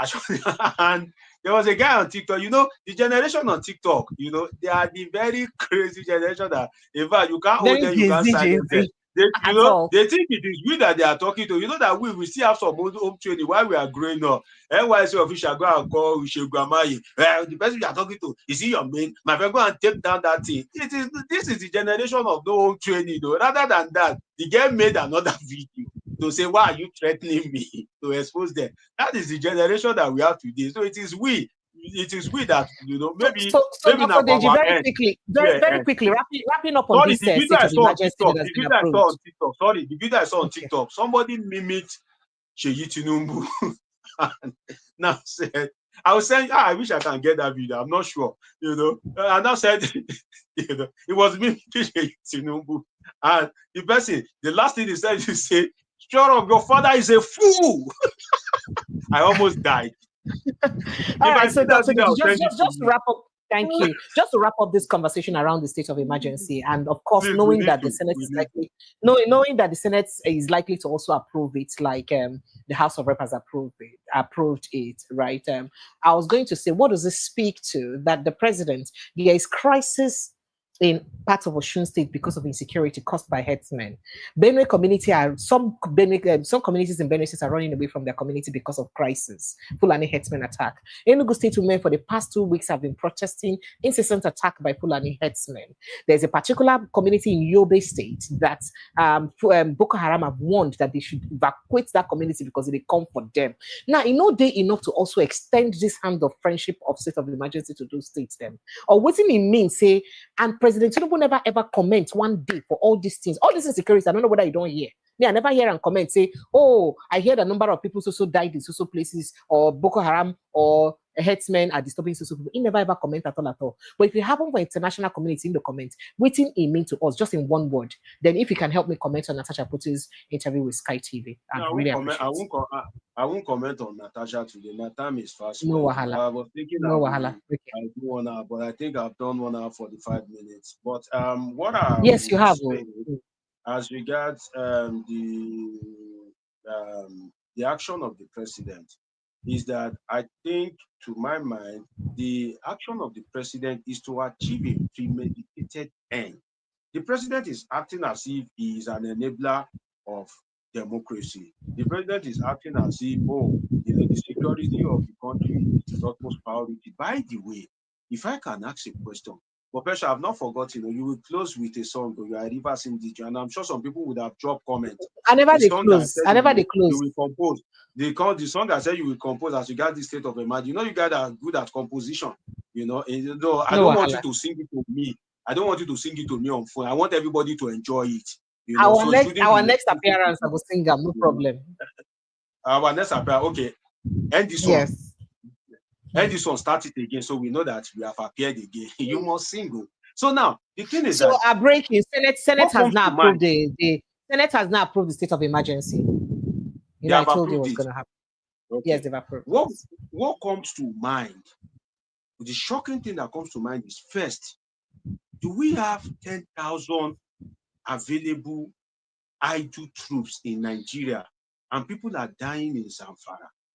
So they won't move 10,000 go River State. You can afford to spare 10,000. 10,000 for a state where people are not dying. Don't forget that the security of life and property, and now let us do a content analysis. They said life and property. So if we are to interpret that, it means life first, property comes second. So if you are to pick one of the two, you have to first of all pick life, because life cannot be replaced, property can be replaced, lives and property. So we have a place where lives are being lost and a state whereby lives are not being lost. So we have 10,000. Do you know what 10,000 means, Precious? 10,000. So we have that kind of manpower. And we see, if Nigeria is to be a good and viable country, should I tell you the truth? The House of Assembly will be summoning the president. And these are the bold questions, without intimidation, fear, or harassment, that some people will be asking the president. And what the video you played of Seriake Dixon at that time, Seriake made a point that we must not brush over. He said that they said the president must brief them in a closed-door session. That means the president himself must come to the National Assembly to justify the state of emergency. You have that video. You played it. I heard it, except if I didn't hear the right thing. Yes. As the president comes to the National Assembly in a closed-door session to justify this, the state of emergency, the same Akpabio that can read the Senate Red Book, the rule book of the Senate, and use it to suspend Natasha, the one they usually call the princess of the Senate. Now the Senate is without princess again now. In fact, maybe the sitting now, maybe the numbers are reducing because Nigerian senators like beautiful women, so maybe that's why they are struggling to find quorum, but that's just a joke anyway. So as the president approached the National Assembly in a closed-door session, Is the president bigger than the National Assembly? And now, Akpabio does not have eyes to read that, or they don't have the effrontery to tell Bola Tinubu to come and address them in a closed-door session. So, you see, if they are doing this with Jonathan, it's fine. Oh. If they are doing this with Yaradua, it's okay. The Yaradua will come on and say, the election that brought me is flawed. Jonathan will come and say, my ambition is not worth the blood of any Nigerian. If they are doing it with these people, it's okay.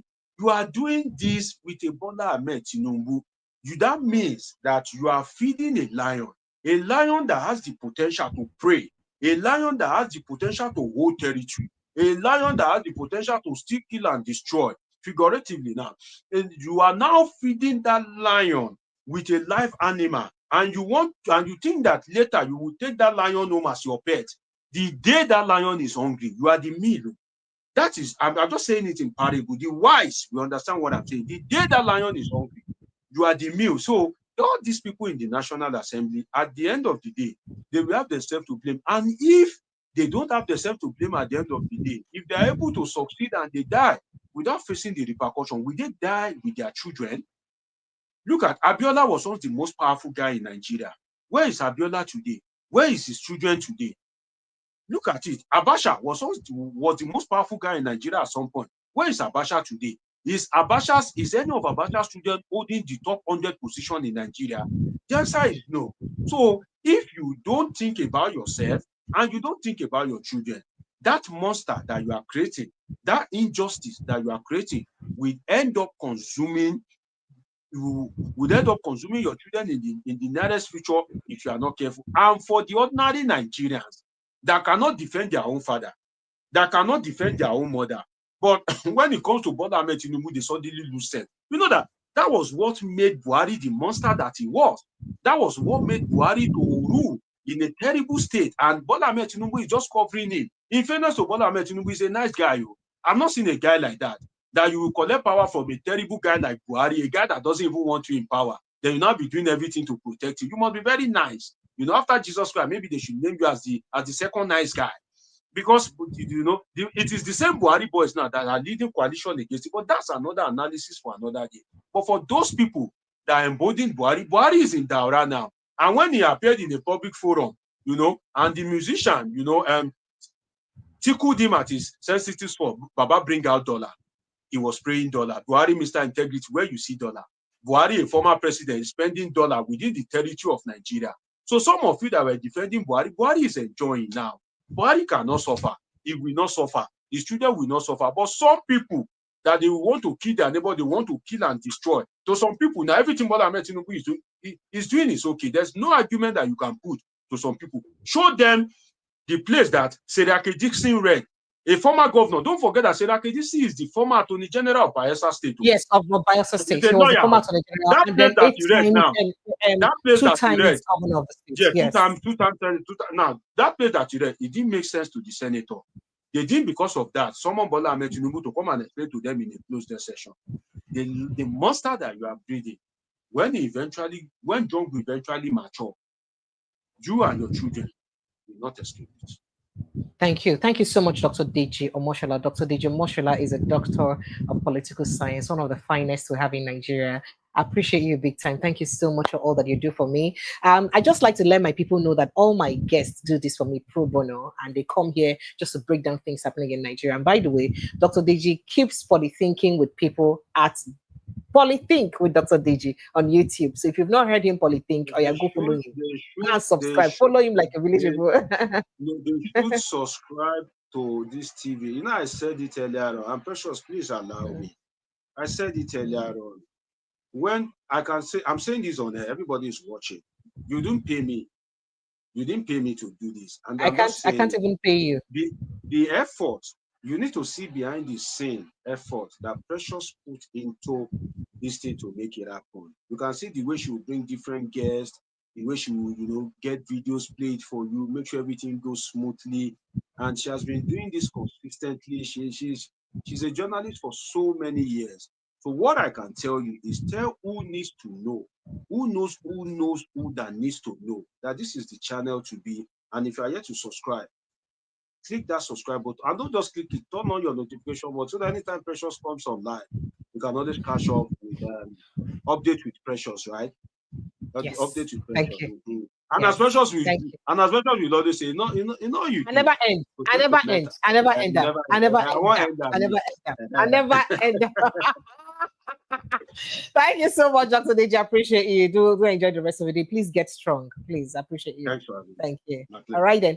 Okay, so for those of us who's just joining, just to quickly remind us that the Senate, the House of Representatives have both consented and approved the suspension of Governor Siminalayi Fubara of River State, alongside that of his deputy, and of course the entire House of Assembly members in River State, and the imposition of state of emergency in that state. Even though all lawyers don't come and say, good, not lie, not be true, not be this one, it has come to stay. Ruben about to call this an impeachable offense, it has come to stay. Everybody don't complain, it has come to, I would they wait to see. And people say impunity, say a day against the constitution of Nigeria. But then how is, in fact, Falana, I played what Falana said yesterday, I'll play it again, when he said that there is nowhere in the constitution that the constitution states that the president can remove a governor. And yet, it has come to stay. Now that this has happened like this, which way, Nigeria? What is the next step? What do we do? Do we just fold our arms and watch as our constitution is being trampled upon? We could just watch as they rob our constitution for mud, including people who they help us make the laws, maybe the National Assembly. They don't help us take care of the constitution where we're like this now by approving this. Listen to Falana again before we go to Natasha Potter's case, as she had an interview with Sky TV, an international media house, yesterday. If a governor cannot remove an elected chairman or councillor of a local government served by the Supreme Court, and the president remove Section 305 allows the president to declare a state of emergency in the entire federation. If the country is at war, now who is going to prosecute the war? Will the president resign, or I hereby remove myself? There are 320 sections of the Constitution. Nowhere is the president empowered to remove the governor of a state, or suspend the governor of a state, suspend the deputy governor of a state, suspend the legislators in a state. So you don't hear him nowhere, but it is somewhere, because it has happened, and this is Nigeria. Moving forward, Senator Natasha yesterday went to Sky TV, where she had an interview concerning her illegal suspension, according to her. She said her suspension are just a means to silence her. And then when the presenter asked her, say, but the the Senate don't respond, say they're not suspended because of, say, you accuse the Senate President of sexual accusation. Say that because harassment, rather. Say that because of, say, you disobey Senate rules. She said no. Say what's in cause the disobedience of Senate rules. Say first of all, as a senator, she get the right to be told before her seat, they change her seat allocation. And then even when they change the seat, say she get the right to also complain. But they don't give her that right. Say, apart from that, say, because of saying a build up of waiting Akpabio don't they do her, now waiting lead to waiting make her react that way. But apart from that, say men don't they wouldn't throw punches at each other. And I remember the case of Dino Melaye and now First Lady Remi Tinubu, where it be said them quarrel where and all that, say who suspend who for that case. Nobody got suspended. Say that because it didn't be men don't they wouldn't they fight, quarrel. They don't carry maize around for inside our National Assembly to the House of Rep. Why were they not suspended? Was it because she's a woman, or is it because she's a woman now make them find them worthy to suspend her? And as I speak to you, sources having that. Senator Docile Akpabio, Senate President Docile Akpabio, and former governor of Kogi State, Bello, they go together. We hear say they connive with some other people, them with them appoint to go around Natasha Akpoti constituency to collect votes to use recall her. And most of these constituents they don't even know saying a recalling, and they won't recall their senator. They say may they come collect empowerment, not just in the guise of empowerment. Now they won't use collect their votes or collect their signature to use recall her. But make us listen to that interview we should get with Sky TV. I made an allegation of sexual harassment against the President of Nigerian Senate, Senator Docile Akpabio, on the 5th day of March 2025, and the very next day I was suspended for 6 months.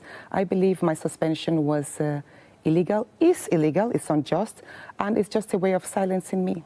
The Nigerian Senate has stated that your suspension is not related to the allegations that you've made of sexual harassment or assault, but due to gross misconduct and unruly behaviour on your part, firmly refuting what they call the deliberate misinformation and false narrative being circulated regarding your 6-month suspension.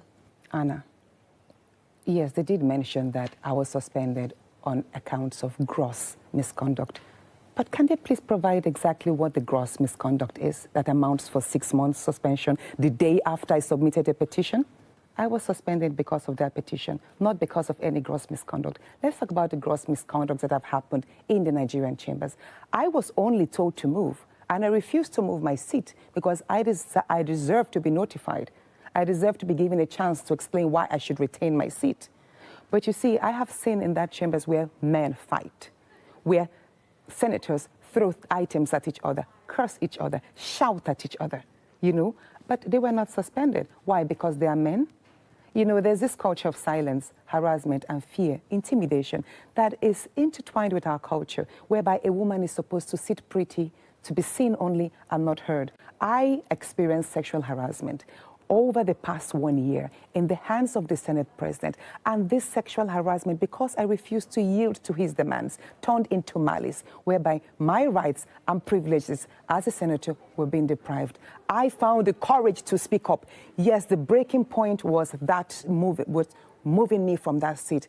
Silently, I have had to endure a whole lot. Are you able to tell us the allegations that you are making against him then? Things got difficult for me. I was always complaining, I have this motion to pass, he's not letting me. And my husband will actually walk to him because they are friends. My wife has a very important bill. Her constituency need this. Why don't you give her a chance to speak? And he'll tell me, okay, next time, next time. So he deliberately kept on denying me this. And each time I walk to him alone, he'll tell me, you know what? Right here, I'm the chief presiding officer of the National Assembly. So you have to please me, make me happy to get these privileges. And that happened several times. And because I refused, it developed into malice. He obviously denies the allegations. You've been speaking out very publicly about this, which presumably alludes to the one-sided part of this debate. Was it wrong for you to broadcast this on television, do you think, to make the allegations that way? Which other way was I going to make it that would have made my voice heard? So that's the question. When they ask her, say, why you come on public television and can't talk about the matter? Why not? Why? She said, then which other way we should use talk about the matter?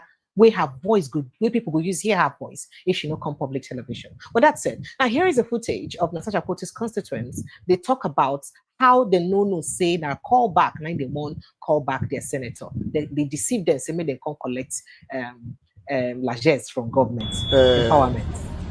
I learned that call-up exercise that is going on in the local government. How far have you people gone about it? Well, thank you for your question. Early morning, this early morning, we were informed that we should come for an empowerment. When we get to the field, we are asked to bring our voter's card and the VIN, the number there. So we now ask why, because we heard that we should come for the empowerment. So they gave us a form to fill. You fill with your VIN and pen your signature. Then most of us will refuse that we cannot do that because we don't know that an empowerment can be done in this way. So we now left the field. You want to tell me now that you don't know that it's issue of a record? We don't know that there is an issue of a record. So we left. Everybody left. I will be here for the recall of Natasha Akpabio. No, sir, we are not. We are here for an empowerment. But we are not aware about the recall by some group of APC. No, not at all. No. So we are here for an empowerment. We are just asked to be here for an empowerment. And we are given an instruction to come with our voter's card. So that was the instruction given to us, that we should be here with our voter's card for an empowerment. No, there's nothing like recall. We don't have anything against our senator, for God's sake. So why did we call? So just to let you through waiting to happen for inside Nigeria, the House of Representatives and the Senate don't approve the suspension of Governor Siminalayi Fubara, his deputy Ngozi Odu, and the House of Assembly members, as well as the state of emergency imposed for inside Rivers State, just to let you know that. And talking about Rivers State, people don't complain about, and Rivers Emergency Rule, FG deploys 10,000 troops against vandals as opposition NLC protest. NLC don't talk, so they no go agree. Rivers Emergency Order, El Rufai exposes Tinubu's hypocrisy, once against repeating 1962 old Western region catastrophe. Tinubu presidency refutes claims linking CNG cylinders to Abuja explosion because until say a CNG cost them. State of emergency. I'll be very surprised if Tinubu gets majority votes today, Senator Dixon. But Tinubu don't get majority votes. What would you do about it? Rivers, Nigerian lawmakers under pressure to ratify Tinubu's state of emergency declaration. Perhaps not just so much under pressure anymore because they don't succeed. Emergency rule, no court order restrains Abass, here clarifies. And then Tinubu acted in Nigeria's interest. Rivers State House of Assembly, where they don't, I may hold a led assembly, Nataka State, Tinubu acted in Nigeria's best interest. NLC TUC to Tinubu, reverse emergency rule now or waiting. You on our way to go back here tomorrow now, and I don't leave the matter. Well, leave matter. Release of Nnamdi Kanu is not connected to Southeast security issues. Soludo. So Soludo, they talk, Nnamdi Kanu, where they in captivity, don't get anything to do with this insecurity where they happen for Southeast. Then the Abuja explosion, police confirm many dead, about 21 vehicles, about 21 people dead so far. I think 30-something people dead even so far because there's an update. 14 vehicles burnt as victims fill hospitals. As a matter of fact, government don't beg people can donate blood for inside National Hospital for Abuja. Tinubu presidency refutes claims linking CNG. I think I took that story already. Sunday Igboho slams Sheikh Gumi over miscreant remark on Yoruba Nation agitation. Says self-determination push, not insurgency.